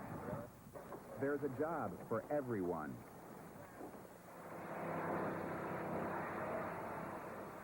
Looking around at what's left, it's actually hard to find a starting point. Nope, this is the worst. We went to this church before, and I really like this church. Can't believe it. It's got a big hole in it now. They were trying to make decisions on how to renovate the church. Save the windows? Well, I don't think so. But for everything that needs to be done, there seems to be someone already doing it. A lot of people helping. I mean, theirs just is great. In fact, many are finding there's no time to sleep. You don't even think about it. You just keep going. That's what we do. And people are in need, and that's what we're here for. I haven't had any sleep since the day before. And food is another problem. I think right now everybody needs something to eat. Butter and mayonnaise, I guess, right now, and cheese, and all kinds of different styles of lunch. What we got to work with. The Salvation Army and others is doing their best to fill empty stomachs, but that's not all people need. Today in St. Peter, it was obvious. Help can come in many forms. And I pray that you'll just wrap your arms around this family and help them to minister to each other in their time of loss. I pray this in your name. Amen. Stephanie Smith has arrived from the Twin Cities, part of the Southern Baptist Disaster Relief Group. She has many of the same helpers from the Grand Forks floods coming to St. Peter this week. There's a lot of this dirt and stuff, and they just need extra hands. So that's what we're going to be doing, is bringing down loads of teams to help out this weekend. Right now, just finding a place to spend the night is the first order of business for many. You got to wonder, I mean, this is just, where's everybody going to go? I have no idea. Several area hotels and the St. Peter Armory have opened their doors, and the Red Cross has set up their temporary shelter at the St. Peter Correctional Facility. They've lost their home, they've lost everything. They might not have family or friends here, so we're offering a lot of mental support with trained, licensed mental health professionals. This morning, the Red Cross began a house-by-house damage assessment. Meyer expects the Red Cross to be a fixture in St. Peter for the next couple of months. Been to disasters all over the country, and I have not seen at any of the other ones such widespread damage. Many times we'll go into an area and it's just one small part of town, one corner of town, but this just looks like literally every street has been touched in one way or just tremendously widespread damage. Through traffic is still being diverted around St. Peter. Family members of residents can get into the city. They'll be issued a pass to get in. Right now, volunteers are being asked to hold tight. Anyone who can help will definitely be needed, but that time will come later on in the week. Now, here's a hotline you can call for questions about volunteering and donations. 1-800-657-3504. That's 1-800-657-3504. A couple of other items. With the power expected to be out for at least the next few days, ice is available at the Red Cross shelter at the St. Peter Security Hospital, and the Salvation Army is offering essentials like diapers and toilet paper at the county courthouse. The Red Cross and Salvation Army in Mankato are also asking for donations. Personal care items, canned pops, snacks, baby food, diapers, towels, bottled water, candy, infant formula, blankets, sleeping bags, anything you can spare, they can use it. So, Ellie, they definitely could use anything you can, but of course, make sure you call that 1-800 number before you head over to volunteer. All right, thanks for that report, Mark. The town of Comfrey was also ravaged by the tornado yesterday. Close to 550 residents were evacuated last night because of a dangerous gas leak. Today, residents were allowed back into town to pick up some necessities. Reporter Greg Peters has that story. The alarms went off and I just started screaming at them to just run, and so we just ran as fast as we could. And something you never want to live through again. We got in and we got all the girls together and went down in the basement, and we kind of hid underneath the stairwell and just kind of held each other really tight and listened to everything that was going on. And you could hear the windows just shatter, and then it was really scary. Those are the horror stories from Comfrey yesterday. Today, it was time to pick up the horrible mess. Yeah, where do you start? Just dig in, I guess. Hundreds of volunteers were doing just that. Trees, cars, and just about everything else that once was in Comfrey. Basically, it's cleanup now, except for the structures. You know, people would like to get back into the business places and whatever. And our concern now is, the structures, whether they're safe. Assessing safety is one of the jobs of the Red Cross. We're looking to see whether the house is habitable or not, whether it's major damage or whether it's completely destroyed. So it's a pretty quick look-see. Karen Hilsheim is like many other residents in Comfrey. Today, she had her first real look at the reality of the tornado. We were allowed 1 hour to come back, get personal things, because everyone just kind of had to evacuate because of the gas leaks and stuff. A clock inside the high school is a constant reminder of the time when Comfrey met Mother Nature. The tornado in Comfrey had winds that are being estimated at near 260 miles an hour. Now, the evidence of this awesome power can easily be seen from the buildings that now lay in the streets. But if you take a closer look, imagine how fast this piece of wood must have been traveling to end up buried in the hood of this van. In Comfrey, Greg Peters, News 12. The support for the victims has been overwhelming so far. In Cleveland, the Firemen's Auxiliary is now accepting any household or personal items at the Rothwings grocery store in Cleveland.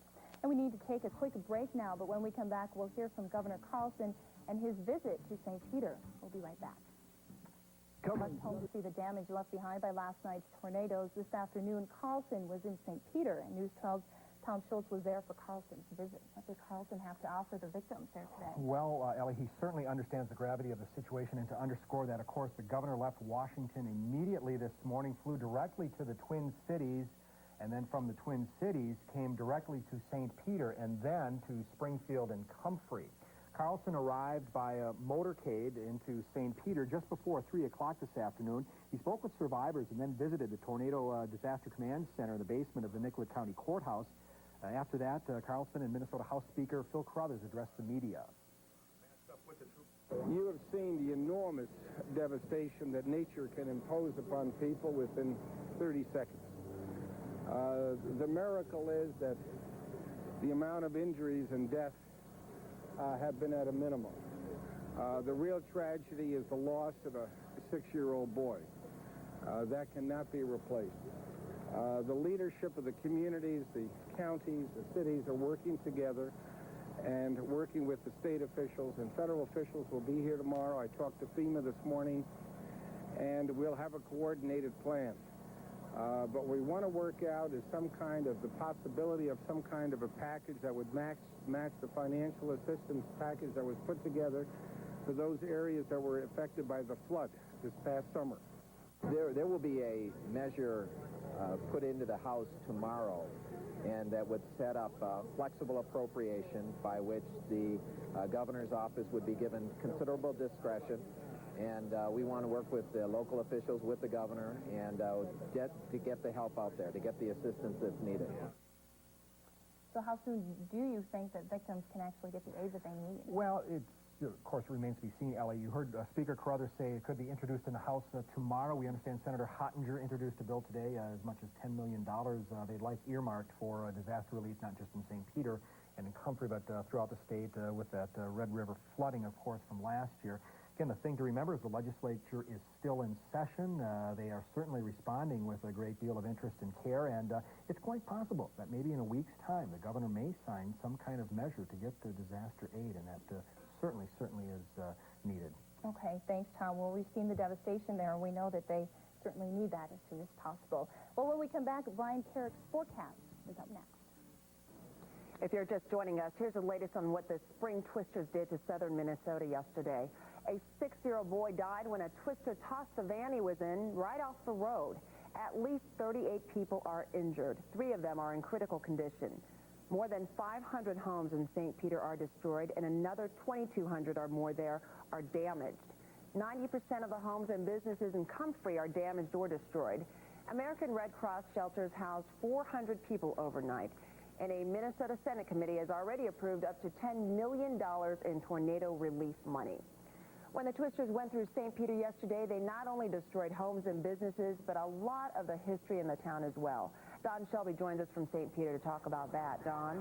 And also to talk about the deep history of this city. Not many people know when they drive down 169 on the way to Mankato from the cities, they pass by a courthouse down here, a good-looking old courthouse. But it's so good-looking for this community because it was originally built to be the state capital of Minnesota. Just down here on the banks of the Minnesota River, the Treaty of Travis de Sioux was signed. And this place has always been remarkable for its history. It is as though time has passed it by. Lots of that is now lost. Lots of it is gone, and people are down here now from the Historical Society just trying to record all that was lost. We've seen the damage to the houses. We've seen the damage to the farms and the businesses. Here's an idea of some of the other things folks lost down here. The parish had hopes of restoring this place this summer. It was built in 1911 and withstood all manner of storm and flood, but apparently nothing as bad as you saw last night. The structural engineers came in and did a survey. They had high hopes of maybe being able to rebuild this place, but she may be hurt too bad for that.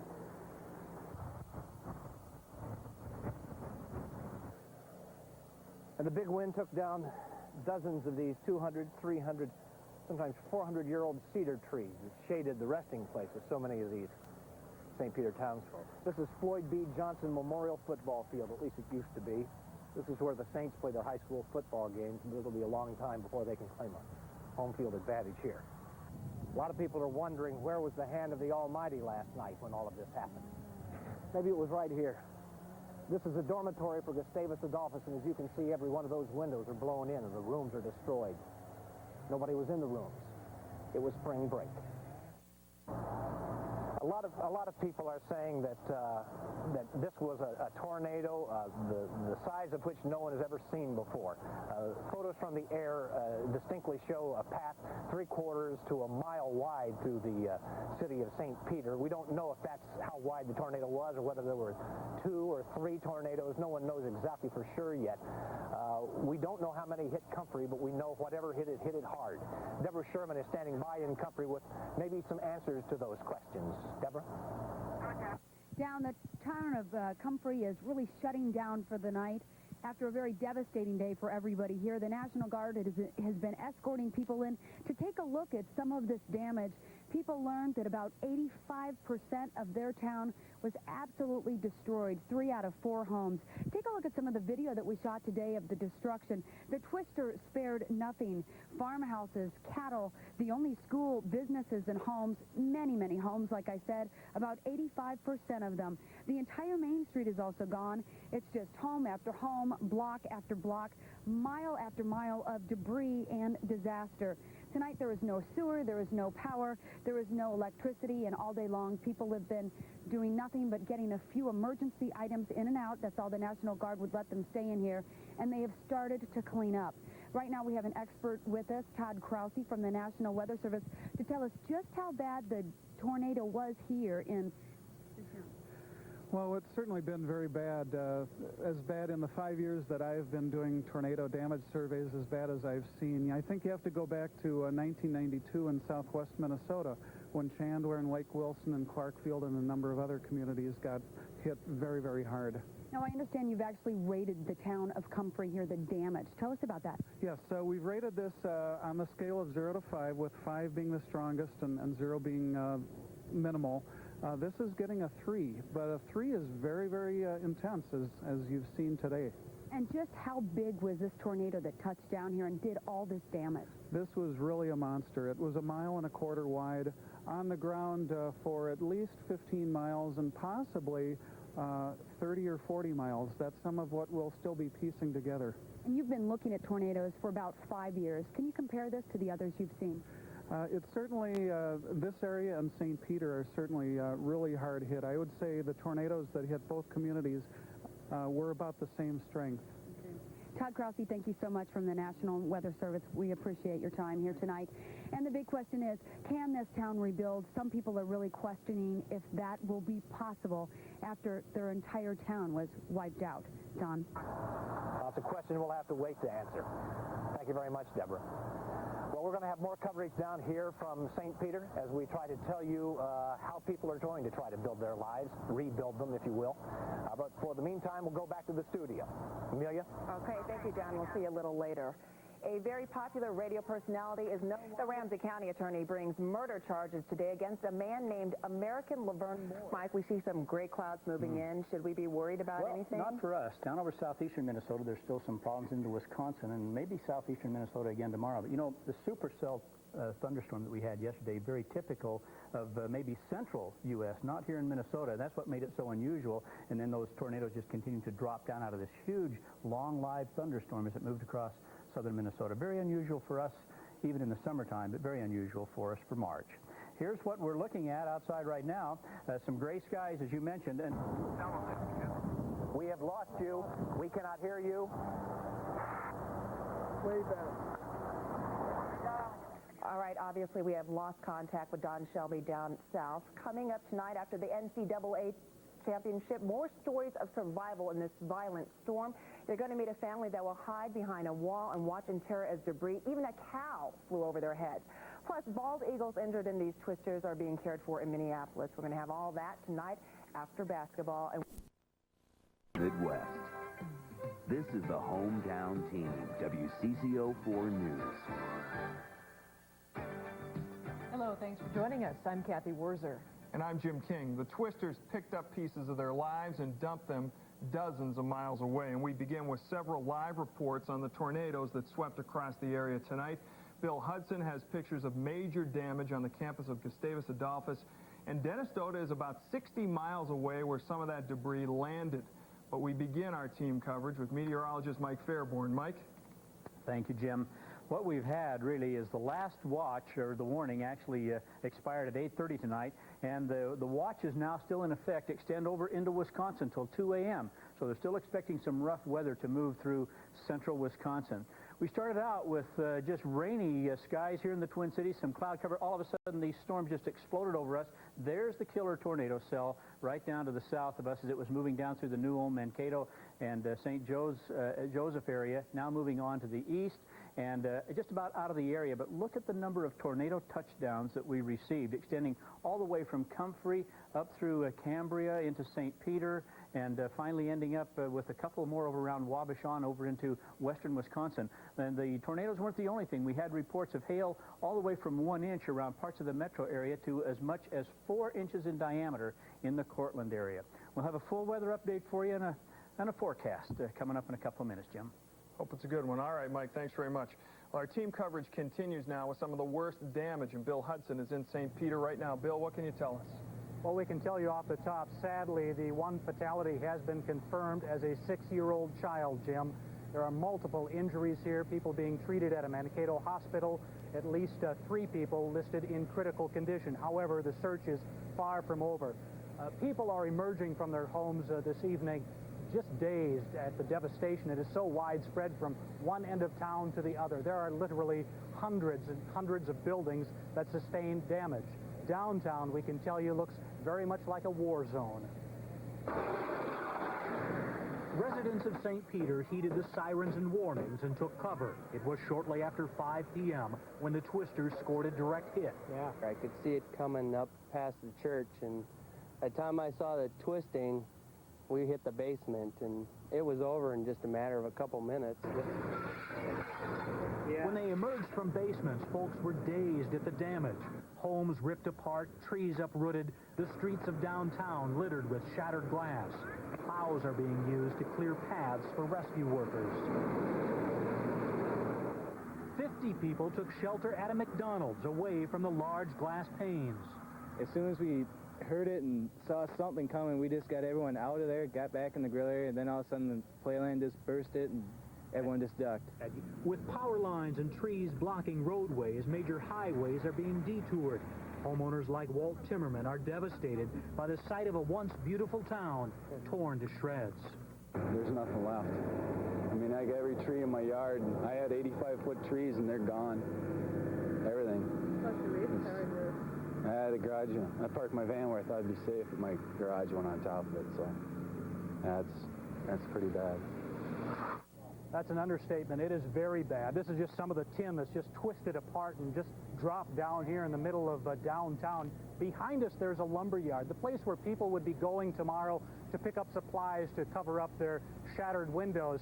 The lumber yard has shattered itself. So again, Jim, just a complete devastation here in St. Peter. We can also tell you that 2 radio towers were blown over, as well as the steeple off of Christ Chapel up at Gustavus Adolphus. Sustained some major damage up there. We'll show you more of that tomorrow. What's the status on the missing right now, Bill? The missing, they are doing a door-to-door, house-to-house search, and that is far from over. They have a lot of work to do. It'll go on throughout the evening. At this point, they don't even have numbers yet in terms of the number of people that could be missing. Of course, going to be a different picture when the daylight arises in the morning, Bill. It certainly will be. Thanks very much. Well, as the storm pushed north and east, it tore into the small town of La Center. That's about 15 miles northeast of St. Peter. Deborah Sherman has that part of this story. That's right. If you think that St. Peter is bad, you should see La Center, because the tornado just ripped through there and shut the town down. No one in, no one out tonight, because there is no electricity and there are some pretty bad gas leaks there. But the good news is nobody was seriously hurt or killed, because people had a warning that this tornado was bearing down on them. We have no power in several locations in the area and major gas leaks. We're not letting nobody in the Lee Center. The tornado struck hard and fast. 32 trailer homes flattened, huge trees snapped, businesses junked, the roofs scattered and wrapped around cars. Entire Main Street's gone, and Highway 99, and came down here and looked, the roof's gone. So talked to some people, came through and just wiped out everything. This is the worst of it. Trailers folded in or opened up in the twister, damaging or destroying most everything. But the 50 families who lived here were not hurt, because they crowded inside this storm shelter when the tornado touched down. Screams, lots of screams. They had the door open to the shelter when the tornado passed through us, so everybody was screaming.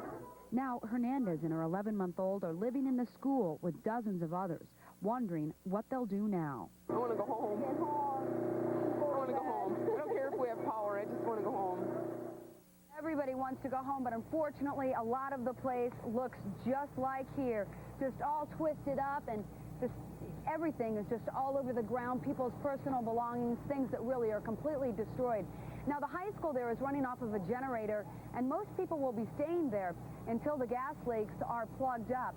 But they say that power may not come back there for several days, and when it does, they will definitely let the people go home there. By the way, this is their second tornado there in 4 years, but we're told that this one is by far the worst. Back to you. Deb, talk a little bit more about those gas leaks, if you would, please. Are they plugged up yet? They're working on that right now. They're hoping that they can get them plugged up within about 2 hours. And then, of course, they will let people go back home if they have homes. And even then, they'll be camping out in the dark. All right. Thank you, Deb. All right, Deb, thanks. And, of course, the team coverage continues. And now with Dennis Doty, you mentioned the debris. And here's a spot from the debris resulted actually about 60 miles away. It landed where Dennis Doty is now. Dennis, can you fill us in on that story? Well, folks had a scare of their own here in the southern part of the Twin Cities tonight. The sirens sounded in Apple Valley, but once the danger had passed, people were left with just that sheer and awesome disbelief at the power that a tornado can deliver. All kinds of garbage and artifacts were dumped here this far to the north, all apparently dropped, delivered, that is, by tornado airmail. St. Peter, right here. The obit page from a St. Peter newspaper, just one of the special deliveries that fell with the rain on Lynette Stranger's Apple Valley yard. Also fluttering down construction materials and pages of a textbook. And then a receipt from some printing company out of St. Peter. Across the street, neighbor Richard Cornell also found a special delivery, also with a St. Peter address. You know, and I think after about 5 or 10 minutes after we picked up this stuff, then the sirens went off around here. So it was kind of interesting. Scary and interesting. How far it is, 50, 60, 70 miles. Yeah. More than 5 miles to the north in Egan, Andy Ronchak was collecting apparent tornado souvenirs of his own. Part of a St. Peter resident's bank statement. Like I said, though, I just really hope and pray that those people are all okay down there in St. Peter. That's where our hearts are right now. And those were the sentiments of all the people that I spoke with. They said it was very eerie. It got very calm, and this material just drifted from the gray skies in a frightening fashion. We talked to another man in Egan who said he found documents that apparently had come from the public library in La Center. Damage quite widespread, and the artifacts lay all about us here. Back to you. Awesome display of power. All right, Dennis, thanks very much. The storms also hit hard in the small town of Comfrey in southern Minnesota. A tornado went through the center of town, destroying homes and businesses. 12 people were hurt. Roads into the town are blocked, and the National Guard is helping out. About 100 people cannot sleep in their own homes tonight. In all, NSP says that there are about 2,200 people in the southern Minnesota area without power because of the storms. Well, folks in the Minneapolis-St. Paul area and surrounding suburbs dealt with rain, lots of it from the storm. This is what it looked like right outside the Channel 4 studios in downtown Minneapolis earlier today. Other areas also got drenching rain like this neighborhood in South Minneapolis off of Chowan Avenue and 50th Street. Up to 2 inches of rain fell in some areas. And that powerful line of storms then ripped across western Wisconsin. This is amateur video shot of some of the hail, dime-sized and larger, that fell in the central part of Wisconsin. Well, we'll be following the story throughout the night, and we'll bring you continuing coverage starting at 5:30 in the morning on WCCO this morning and then throughout the day. Jim? Well, there is other news going on today throughout the world. Here, the conditions are making it even more difficult for cleanup efforts after Sunday's deadly tornadoes. WCCO's Chris Austin has been covering this story from the very beginning, and she has the very latest from St. Peter. Dave, yeah, first rain, now it's snowing, and it's going to make cleanup difficult again today. We were speaking with some Gustavus people earlier. They have yet to board up all the windows in the dorms. They're not even close to finished with that. And, of course, residents are having a hard time with this as well. We just ran into Bob Mayland here a short time ago, St. Peter resident. Good morning, Bob. Good morning. And you can see Bob's house in the distance there, that white house. Bob, what have you had to do to protect your home from the elements? Well, we had to try to get some new rafters up, ravaging the splintered rafters from the garage that was leveled. So we brought those up and got some temporary rafters up so that we could get the tarp over to cover, to try to keep the rain out. So your house is covered and protected now? For the moment, and we hope the snow won't get very deep. Right. Have you talked to other residents in town? What's the mood of the community this morning? Well, our next-door neighbor got hit partially, and they're upbeat. They're taking it in stride, and we know there are those who have it worse than we, and so it's a family affair. Okay. All of St. Peter, all trying to do the best we can, and with the help of the Lord, we're going to make it. You bet. Thanks a lot, Bob. That's true. People really are pitching in and helping out a great deal. When you talk to people, they say, well, there's always someone worse off than I am. So people are really hanging in there, and the mood is fairly upbeat, but you have to admit it is difficult to work in these conditions. Especially trying to get your belongings when there's snow on the ground. Right, trying to save something. All right, thanks, Chris. We'll check back with you in about 30 minutes. Okay. Well, this morning, the town of Comfrey remains shut down. The tornado damage has virtually destroyed that small town. Many of the 500 residents were allowed back into their homes to inspect damage and salvage any personal belongings yesterday. Some residents say they won't try to rebuild their homes. Instead, they will leave town. 230 homes were destroyed. The downtown and school both wiped out. Can't believe it. It's unbelievable. Never in my wildest dreams would have thought anything like this would ever happen. The cold and driving rain have also hampered cleanup efforts in Comfrey. Well, Governor Arne Carlson says the Minnesota towns hit by Sunday's tornadoes will definitely qualify for federal money, but how much and when is still up in the air. He's sending a letter to President Clinton asking for help. This is going to be a long process of rebuilding. I don't want us to hold out expectations that life will return to normal tomorrow. It will not. Preliminary damage estimates should be in by Friday. If you want to help the storm victims, here are some numbers to call. The Red Cross at 1-800-HELP-NOW. The Salvation Army, 566-2040, area code 612. And what they need more than anything are donations of money. And if you would like to find more information on how to help, click on the Channel 4000. The address is WCCO.com. You can even donate money online with a credit card. And if you're looking for a loved one, you can also use Channel 4000 as a message board to try and reach family members. The time right now is 7:07. We have much more ahead on WCCO this morning. Mobile homes were tossed about like matchbox toys. Small town of Comfrey is also cleaning up tonight. The main street in this town of 500 people has been reduced to rubble. It may be Friday before everyone in much of this area of southern Minnesota will have power once again. KARE 11's Lauren Glassberg arrived here in St. Peter last night. She's been working throughout the night and most of the day as well. And Lauren joins us now with her live report. Lauren?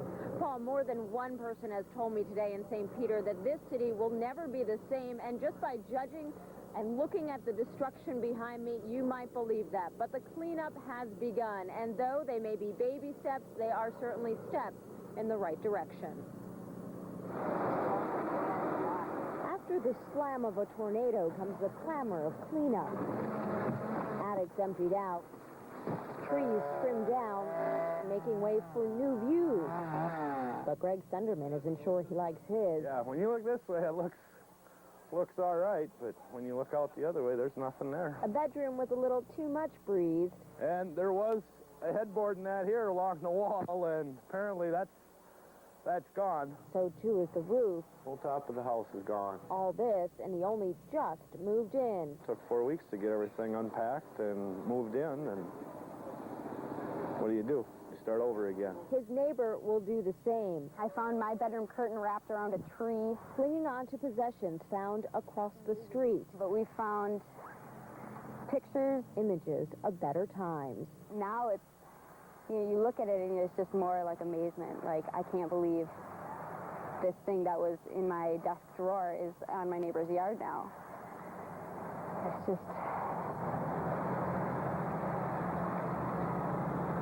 just so amazing. But perhaps tonight what is most amazing is that there weren't more fatalities in all of the tornadoes that touched down in southwestern Minnesota. And tonight people are counting their blessings about that. Back to you, Paul. There's no doubt about that, Lauren, especially when you consider the fact that just here in St. Peter alone, 2,200 homes damaged, 500 destroyed. It really is an amazing fact that there was just one fatality. There are a lot of stories of survivors, people in some cases who were literally trapped out in the open with no shelter for protection from the storm that rolled through St. Peter and the other communities. KARE 11's Bernie Grace has one of those amazing stories for us, and he joins us now live. Bernie? Well, you know, out of all the death and destruction and damage that took place here, last night at this spot right here was where there was an amazing survival story. A man caught outside in the tornado was buried in bricks. Also trophies that came flying out of that gymnasium behind me and everything else. So there was a frantic rescue effort to get all of this stuff and just toss it aside. It scared me the first time when something hit me in the head. When it hit me in the head, I said, okay, this is it. I'm going to pass out, I'm going to die. 34-year-old Ricky Ham was caught outside when the tornado ripped through St. Peter. So he laid face down next to the old elementary school, now a community center. Within seconds, brick and glass were raining down. Sitting there praying to say, oh, God, well, it ain't my time to go to heaven yet. Ham says for a second he had considered jumping into a car along the street, but then decided he'd be safer next to the building. You don't know if the vehicle's going to go up in the air and explode or whatever.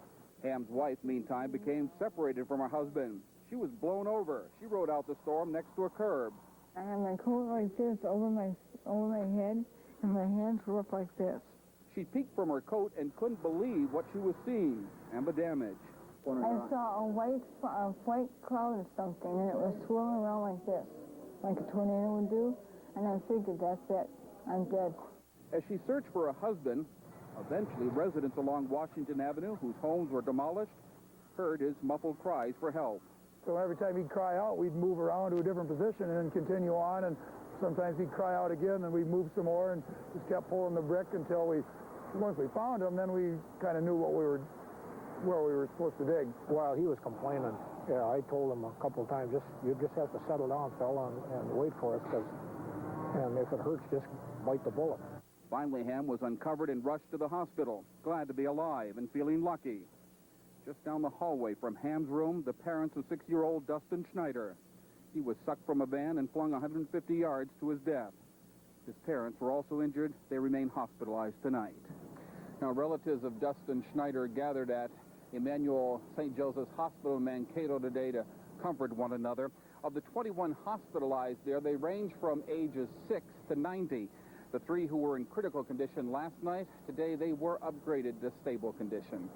Back to you, Paul. All right, Bernie, thank you very much. As I mentioned near the top of the newscast, the National Weather Service can't say exactly how many tornadoes touched down from this one supercell. They do know that this was one supercell that spawned all of these tornadoes and all the high winds that accompanied the tornadoes as well. But they also have a good handle on the path of this storm. With more on that, we're going to go now to Storm Track 11 and Carol Evans and Belinda Jensen.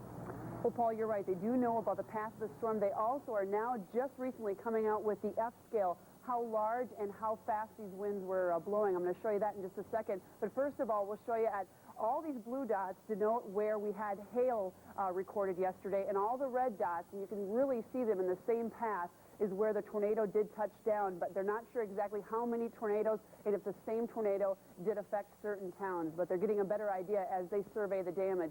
As we take a look at the path of the storm as it moves through the area, it started down in the southwest corner of the state near Adrian. Comfrey is now an F3 tornado. We just called them, and we certified that. St. Peter is also an F3 tornado, and La Center is an F2. As we follow the supercell as it moves toward the Minnesota River and then follows the river, this is the same cell that spawned all of the tornadoes. And an F3 tornado, by the way, is some winds somewhere between 159 miles per hour and 206 miles per hour. That's pretty uncommon for this time of year. To explain the supercell a little bit, we made a graphic, and this is the way it works. Supercell thunderstorms are really the king of thunderstorms. They're the most organized of any storm. They last for hours. They really build upon themselves. They can cover up to 300 miles before they start to die out. The updraft could be anywhere between 60 to 100 miles per hour, so that really explains a lot of the hail that we had reported. Tops to 60,000 feet and heavy downpours and large hail. Now here's the Fujita scale just to remind you. An F0 is less than 72 miles per hour, and F1 is somewhere between 73 and 112. That's usually the kind of tornadoes we have this early in the season, if we have them at all. Now look at this. La Center is somewhere between 113 and 157 miles per hour, and then St. Peter, Comfrey, and possibly also Cortland are somewhere in that F3 scale. Also, the average number of tornadoes per month, this kind of surprises you. April, only 1. March is not even on the scale because we normally don't even have less than 1. May is 3, June is 6, July is 5, and August is 2. So on average, we usually have 19 tornadoes in Minnesota, and last night we had about 4 or 5, so we're really starting out the season very quickly here in Minnesota. We have a quiet weather picture, Paul, for the next couple of days. It is going to be colder than it has been for a while, and we actually do have a little bit of snow possibly coming, so it's really a mixed bag of weather. There's March in Minnesota. Yeah, you know, Belinda, it has been the whipping boy all winter long, and that, of course, being El Nino. Is there any way that we tie this into El Nino as well? Well, the only thing is that the upper-level winds, the jet stream winds, are very strong because of El Nino, and that really helped to spawn a lot of the updrafts and a lot of the strong tornadoes yesterday. So we'll have to continue to look into that. All right, Belinda, thank you very much. KARE 11's Rhonda Kinchlow is back in the newsroom right now. Rhonda, you spent yesterday and much of today in the town of La Center, whereas I'm being told now that I've never heard of it before, but many of the residents there actually refer to the town as Lee Center. Is that correct? That's exactly right. If you're from there, you say Lee Center, and they know if you're an out-of-towner because you'll say left. Right. Guard remains on site there tonight, and they have been busy throughout the day doing what they can to help that small town return to normal. The tornado cut a path through the south side of the city, but all residents are chipping in to rebuild. It's the brown trailer there. For Natasha Figueroa, the light of day was anything but bright. All the windows are broke, and there's a hole in the kitchen, and debris has just hit the trailer, and it's through the trailer. Residents of the Lee Center Trailer Park bore the brunt of the tornado. When all the stuff started flying up, and like anybody would be scared. I mean, I was scared to death for my dad. The Dieves family made it out alive, but when they returned to survey the damage, there was little to salvage. But for some residents, there was nothing. The National Guard was called in for one task only, to find a need and help out. Where in the hell did that one? Lee Center, Minnesota is small, so when a few of the downtown businesses were leveled by the tornado, well, the downtown was literally down. But residents say what hurt them the most was damage to places where they used to gather just to be with friends, like here at the Fairground Center. No estimate on the financial damage in Lee Center, but whatever that cost, human loss remains at zero. No serious injuries, no fatalities. Do you need anything? Assistance in the form of food and clothing was offered within an hour after the storm, but there are some who question would they have lost so much if the sirens had sounded sooner. We only had probably 5 minutes warning that we knew. We tried to give out the siren, and then the power went off. Residents say there's never enough warning for a storm that can wrap metal around trees and take huge chunks out of buildings. Well, the tornado showed no mercy on buildings or homes. Insurance examiners have already been in Lee Center trying to assess the property damage, and it will be days before long-term shelter is found for the displaced residents, and much longer than that before the city returns to normal. All right, Rhonda, thank you very much. Well, if there's a front line in this battle with Mother Nature, that would be the town of Comfrey. That is where this all began yesterday afternoon, and that's where KARE 11's Boyd Hooper is standing by right now with a live report. Boyd? Paul, a year from now, Comfrey will celebrate its centennial year. Tonight, the community faces the worst crisis in its 99-year history, a disaster that could have been all the worse if the siren had sounded just a few seconds later. We got the call from Cottonwood County. For as long as anyone remembers, David Schiller has been sounding the tornado siren atop the city water tower. I called my spotters and told them that there's one close by, and they said we better activate the whistle. But last night, 45 seconds after he flipped the switch, Comfrey was forever changed. Oh, it's terrible. I've never seen nothing like it. In a few seconds of fury, the tornado tore down Main Street, taking the roof off the school, leveling several businesses, and by the mayor's estimate, damaging or destroying 3/4 of the houses in town. It's quite devastating to look at it. I'm hoping, we can rebuild our... Nearly 20 people were injured as the storm bore down, not counting David Schiller. The only thing I got out of it was a little ding on the knee. Which is remarkable in itself, because this is what's left of the fire station where Schiller had come to sound the siren. Trying to sneak across here, we'll be a little careful for nails. As the building began to disintegrate, Schiller tucked himself under the town's biggest fire truck, holding his hands over his face to protect himself from flying debris. Pressure is unbearable, like a big train or something. You can just feel the pressure building. So tonight, David Schiller is understandably sad about what happened to his town, but so happy to still be alive. Tonight, the residents of Comfrey are only being allowed back into town for an hour at a time, only when escorted by a firefighter, and only to pick up some medicine and clothing, and then they're being told to get back out of town. It is just too dangerous to be in town here, Paul, with all the down power lines and with all the heavy equipment still cleaning up. All right, Boyd, thank you very much.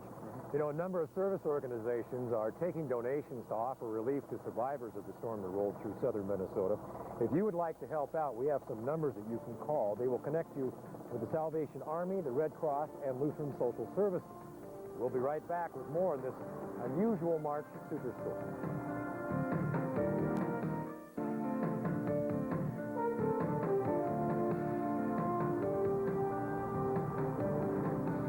at St. Peter's Catholic Church here in St. Peter, Minnesota, a strong brick structure that also did not escape damage from the tornado, the F3 tornado that roared through this area.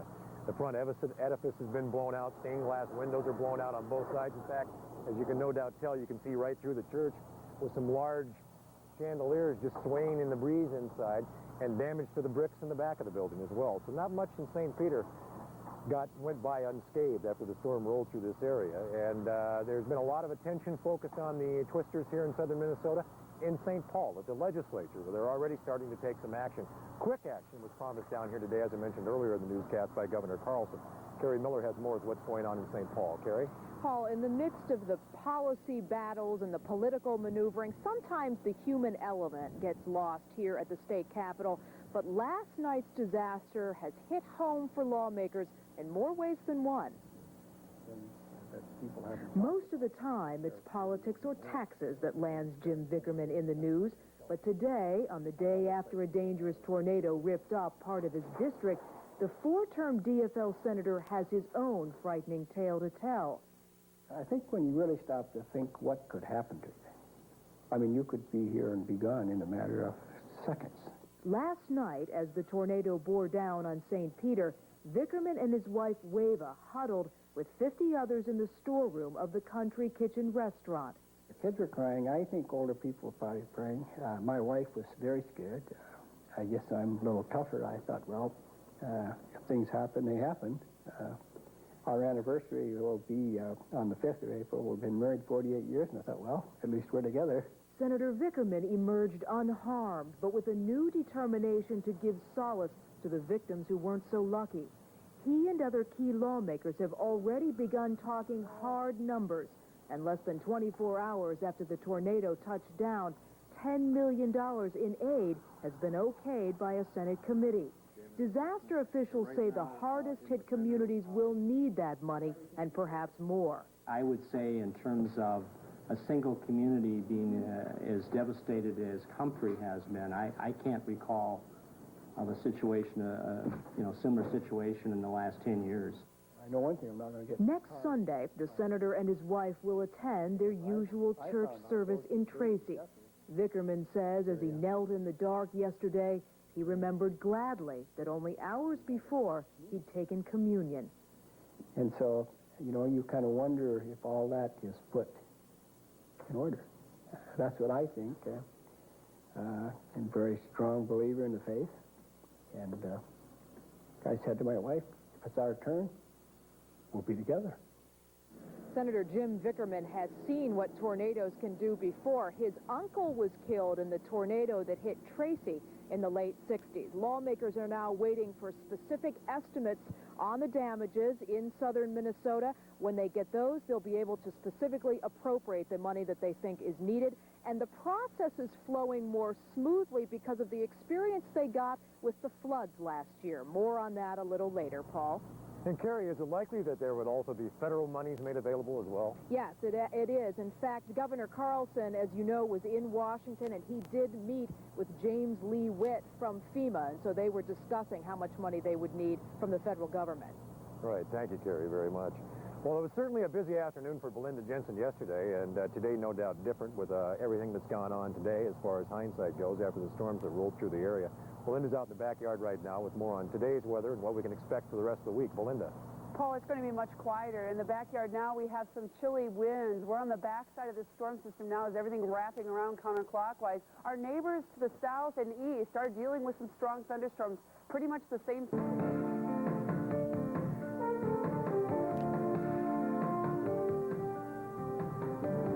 Welcome back to St. Peter, Minnesota, everybody. I'm Paul Majors reporting live from down here, one of the 10 towns hit by the supercell yesterday afternoon. Repairs are already underway around here. All day long, you could hear the sound of buzzsaws cleaning up down trees. You could also hear the sounds of hammers pounding nails as people worked on rooftops and things of that nature. Repairing a town like this can go relatively quickly. Emotionally, it may be a whole other story. KARE 11's Lauren Glassberg has more on both stories. Lauren? Paul, emotionally, it is very draining, and you were just talking about sounds. Last night, the people here heard the sounds, the roar of the tornado, and they also heard the sirens. Police say the sirens went off at about 5 o'clock, and the tornado hit about 40 minutes later. So that seems to have been ample time for most residents to seek shelter. But when they emerged, the devastation was far worse than they had imagined.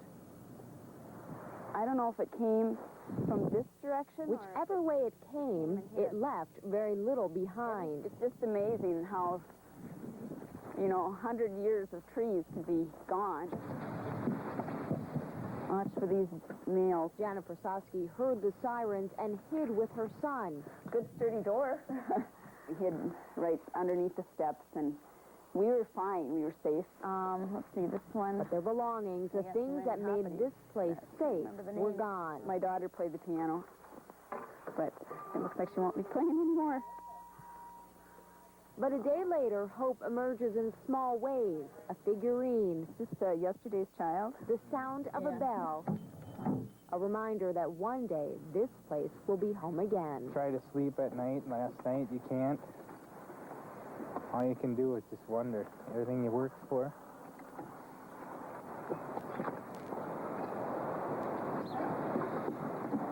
Where do you start?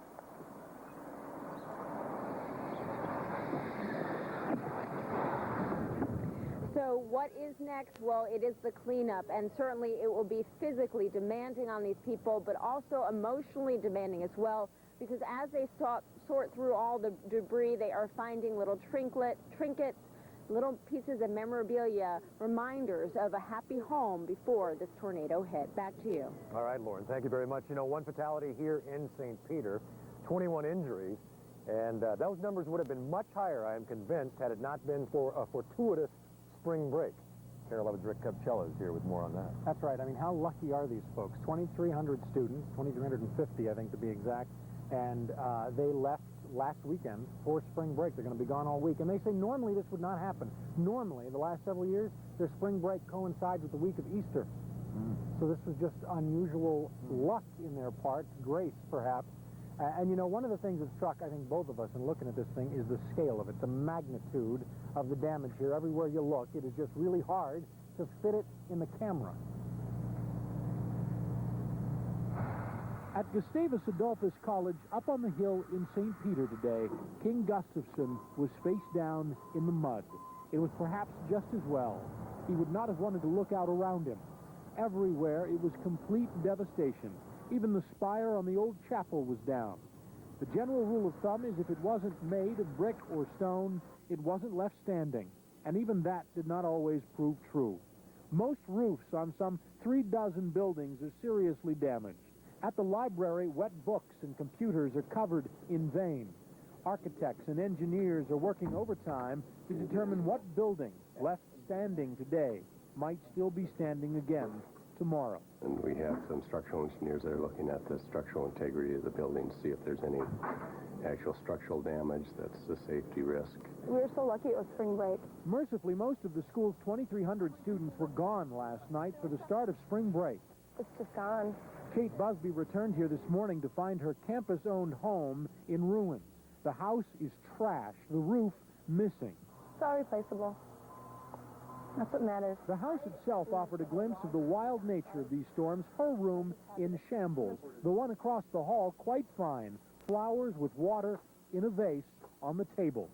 It'll be some time before this place is back to normal, though. In fact, the first phase will be to seal it off from the public altogether. Only with time and tedious labor can the place be returned to a more quiet, peaceful, and happier time. Paul, they have made a lot of progress here today. I think you've got all the streets cleared, which is astounding given the status of things when we got here this morning. And one thing to point out is that the university is insured to the tune of $100 million for property replacement. And the president there today did tell us he didn't think he was going to need it all. Pretty good news here. Thank you very much. When we come back, Belinda Jensen is going to give us a very unusual aerial perspective on all of this. Plus, we will go to a small Minnesota community devastated by yesterday's supercell storms and tornadoes that rolled through southern Minnesota. We'll be right back.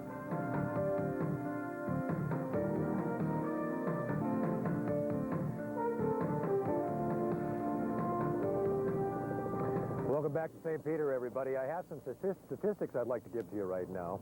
The path of this storm was a half a mile wide. It was 30 miles long. 660 homes in southern Minnesota have been destroyed. Another 2,000, this is separate from the 660 homes, another 2,000 homes have been damaged. There were 38 injuries, and as you know by now, there was also one death, a six-year-old boy. For an aerial perspective on all of this, let's go to Belinda Jensen. From the air, the footprints of a string of tornadoes are quite obvious. Where straight-line winds knock things down in one direction, tornadoes suck things up in a powerful updraft and then spew the debris out in a random fashion. That's where many of the injuries usually come from. The twister that hammered this farm near Cortland is a textbook case. The Helgett family was scrambling for safety when a tornado tried to swallow their little girl. My daughter was just flying. He just had her by the arm. And my daughter started to elevate off the ground here. I grabbed her here like this. I threw my boy down in the corner, pulled my daughter in and covered him, and proceeded to get nailed in the back by all kinds of debris. House exploded, was over there, never did see my wife. Meteorologists from the National Weather Service that are surveying all the damage say at least 3 to 4, possibly 5 tornadoes were responsible for the damage that spreads across south-central Minnesota. They believe the tornado that struck St. Peter was an F3, packing winds up to 206 miles per hour. When we come back, we're going to have much more. Plus, later, a very interesting story about people who provided some much-needed assistance without ever leaving their homes. We'll be right back.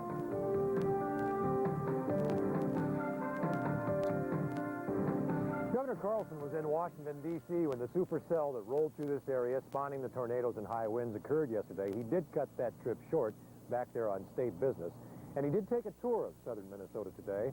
The governor saw the devastation firsthand so that he can go back and report to legislators exactly what he saw. As we heard from Kerry Miller earlier in the newscast, work is already being done in St. Paul to make monies available at a state level for the people of southern Minnesota, as well as efforts are being made by the governor regarding national or federal monies being made available to people down here as well. The governor did say that relief would come, and it would come quickly, and Minnesotans will begin the process of rebuilding. He also said today that really the focus of everything that happened down here should be on the loss of that one young life. The governor, of course, very touched by that today during his news conference. Kerry Miller, our political reporter, has been in St. Paul during all of this, and one of the things that happened yesterday was the deployment of the National Guard. They've been down here working since last evening, and Kerry has more on that for us. Paul, state lawmakers are hoping to know in the next couple of days just how much money they will need to send south to tornado victims. Right now, they are relying on reports from the Red Cross and the Minnesota National Guard. Governor sent in 150 Guard soldiers to help out. There is a Guard unit in St. Peter, but those soldiers were not activated so they could help their own families. However, during the night, we had 49 soldiers from our St. Peter-based unit show up at the National Guard Training and Community Center and ask to be put to work, and that's obviously a great credit to the dedication of those individuals. Getting money to the tornado victims from the state capitol should go rather smoothly because disaster experts and lawmakers around here are telling me that they had so much experience from last year's flood relief. You'll remember that the state legislature was in session when some of the flooding began. They came back for a special session to actually appropriate that money. But a lot of those systems are in place. A lot of the bills are going to be shaped the same, and so they know what to do now when disaster strikes in Minnesota and people need help. Paul? All right. Thank you very much, Kerry. Time for us to take a break. When we come back, we're going to have a very interesting story about how some civilians provided key information to emergency services people. The story when we come right back.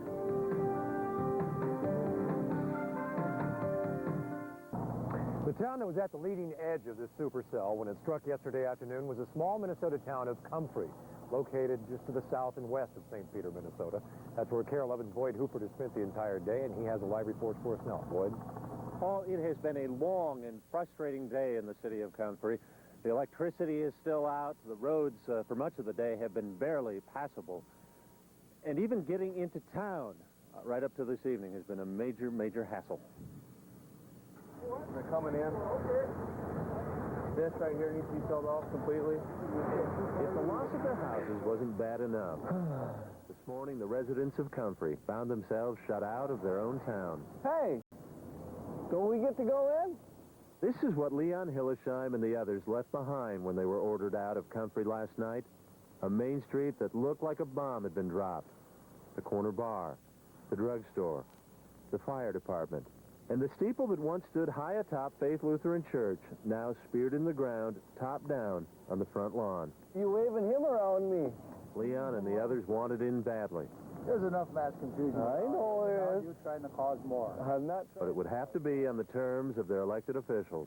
Closing and medication is what they're basically talking about, and that's all. And they want you out within an hour. My brother from Maple Grove was talking to them on the phone when the sirens went off.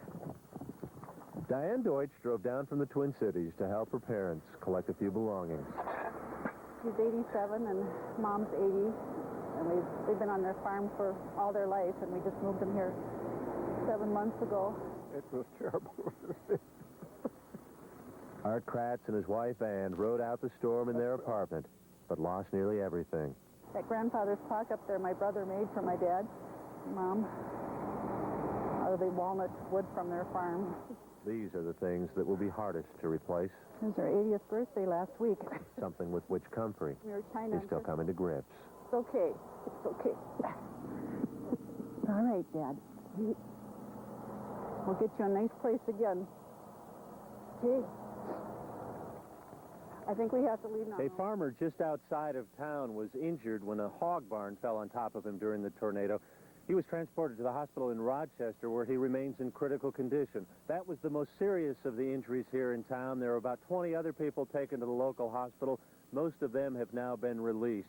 The mayor told me this morning that she estimates that 3/4 of the homes in this community are either damaged or destroyed. Paul? All right, Boyd. Thank you very much. When the power was knocked out yesterday, ham radio operators to the rescue. Ken Speak reports. Net control to the Salvation Army. They hadn't seen the roof blown off the Evangelical Lutheran Church over there. Net control to Bartlett Hall. And they hadn't seen the empty window frames in North Hall Dormitory. But they knew about them, and more important matters. There's about 100 people down at Public Works that has absolutely no food. Amateur radio operators were doing that which is close to their hearts, connecting recovery activities in St. Peter, Comfrey, and Center with the outside world.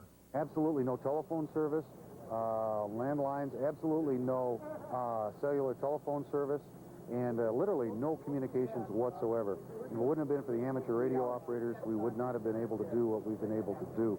Bob Meyer of the Mankato Red Cross says disaster relief people and volunteers have done miracles in St. Peter, partly because they got quick communications help from ham radio operators. And they do it because they love the hobby and because they love their community and want to use their hobby to serve their community.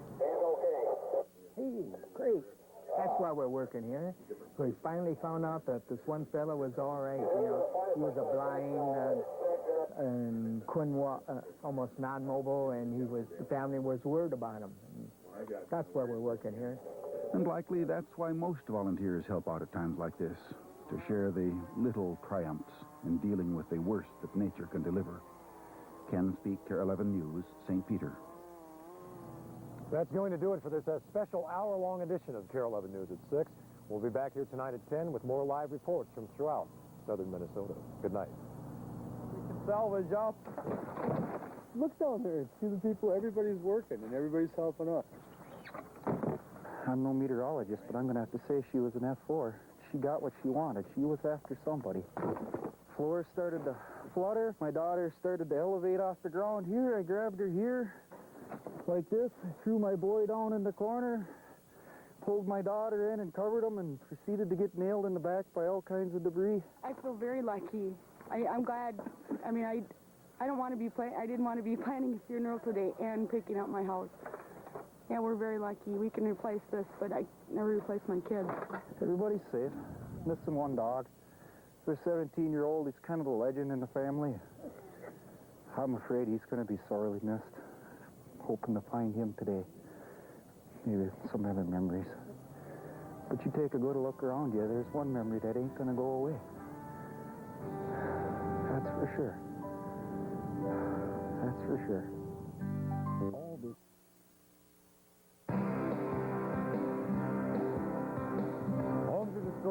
entire communities are in shambles. Spring tornadoes hit southern Minnesota with a vengeance.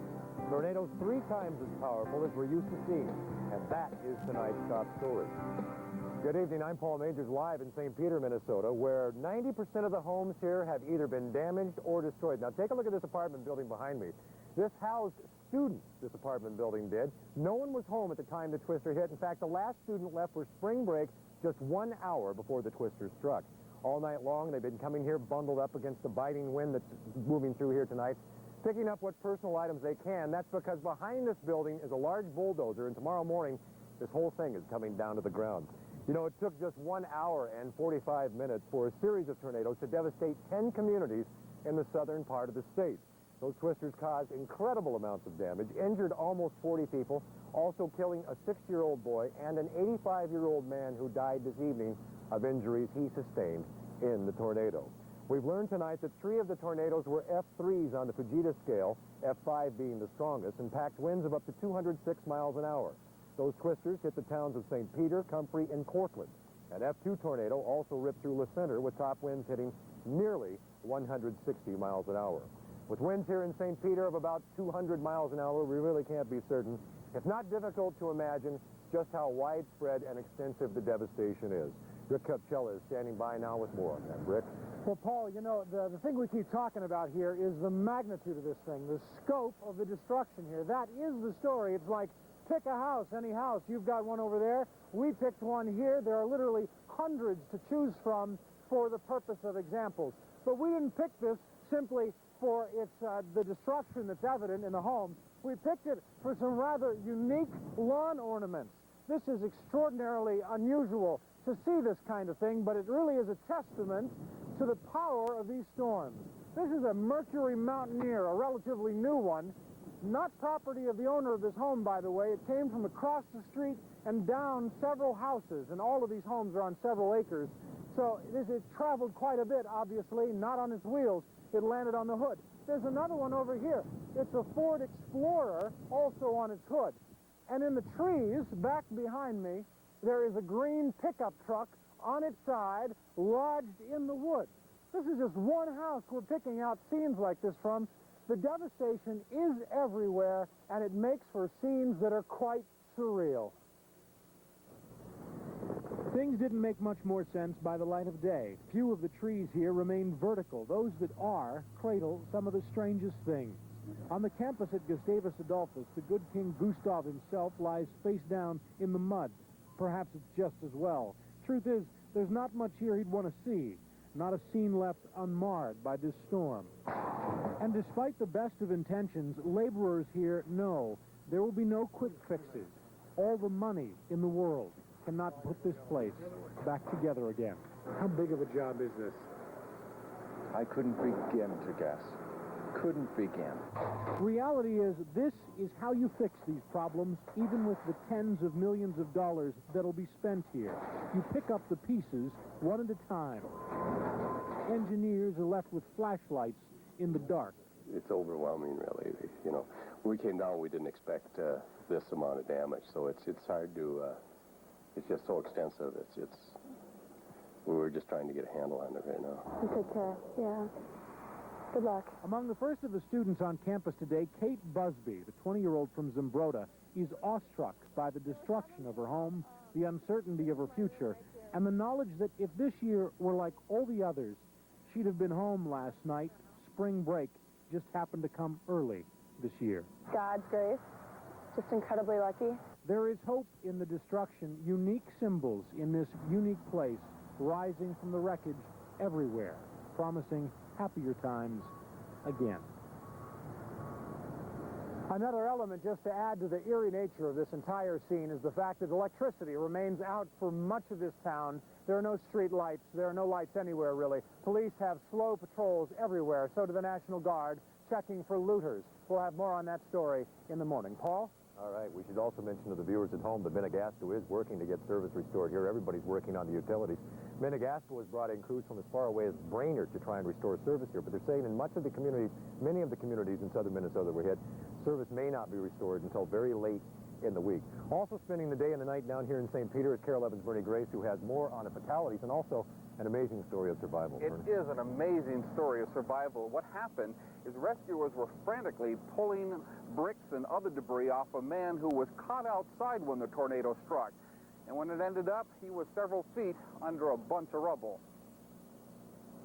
Well, I'm sitting there praying to say, oh, God, it ain't my time to go to heaven yet. Ricky Ham is one of some 24 persons hospitalized. He and his wife were walking to the St. Peter Hospital when the bad weather hit. He took cover next to the Central Community Center. Lying face down, soon it began to rain bricks and glass. Everything's just piling right on to me, right and left. Nothing to stop it. Ham was soon buried under a pile of debris. At first, his cries for help went unheard. Nobody couldn't hear me.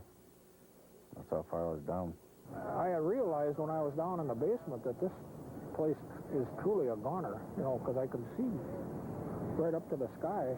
Gary Lacey and other nearby residents who emerged from their homes that had been demolished began surveying the damage. Then they heard the muffled screams for help coming from across the street. So there was probably half a dozen, 8 of us just pulling brick off piece by piece, and we didn't know where he was, though. We didn't know if he was where we're standing or if he was over there. Or so people, and then once in a while he'd shout out when we would stand on top of him where the weight of the wall would hurt him. He was buried under about that much brick. That whole wall of that school come right down on him. He's really fortunate to still be amongst us. Soon Ham was pulled from the debris, glad to be alive. It wasn't until he was put in an ambulance that he was reunited with his wife, who had hunkered down next to a curb when the tornado ripped through. I thought for sure I was going to die. I kept yelling and praying for God to help me. And although Ham was injured, he's one of the many lucky ones here. Down the hallway from his hospital room are the parents of 6-year-old Dustin Schneider. Dustin was sucked from a van and flung some 150 yards to his death. His parents are now hospitalized tonight. And again, an 85-year-old man, Louis Mozemden from Hanska, southwest of St. Peter, died. He suffered multiple injuries when the tornado struck late yesterday afternoon. Well, tonight he died at a Mankato hospital about 5 this evening. All right, Bernie, thank you very much. The town at the leading edge of all of this destruction is the community of Comfrey. It's the town that was delivered the kind of knockout punch that would likely leave a lot of fighters down on the mat, never to get up. KARE 11's Boyd Hoopert has been in Comfrey all day long, and he has a live report for us now. Boyd? Paul, the taped report that we are about to show you runs exactly a minute and a half long. We tell you that because that is exactly twice as long as the residents of Comfrey had to prepare after the siren sounded between the time that the tornado hit. But some of the residents we talked to today say even that 45 seconds was the difference between life and death. You don't know what was happening. All I knew is we were in it. Feedback. As Mark Warner cruises his hometown, he can hear the sound, see the devastation. Oh, car. And know it could have been so much worse. You do what you have to do. If he hadn't been in the right place yesterday afternoon. Yeah, the last street up there is where I sit. This is it. This is the Ford Bronco Fire Chief Mark Warner and his son were sitting in when he gave the order to sound the siren. Then it hit. I just laid down on top of my son had laid over into the middle, and I laid down on top of him. The force of the wind turned their truck completely around. Thought I was going to die. You could just feel the pressure building. The same thought was going through David Schiller's mind. 45 seconds after hearing from his chief and triggering the siren, the firehouse roof collapsed as Schiller scrambled under a tanker truck. I just fielded it myself, held my hands over my face. A block down the street, the residents of this apartment house heard the siren and were scrambling for safety. It was terrible. It is still so hard for Art Kratz to think about how close he came. It's okay. It's okay. All right, Dad. So hard to think about all that was lost in Comfrey, but so much easier than it might have been without 45 seconds of warning.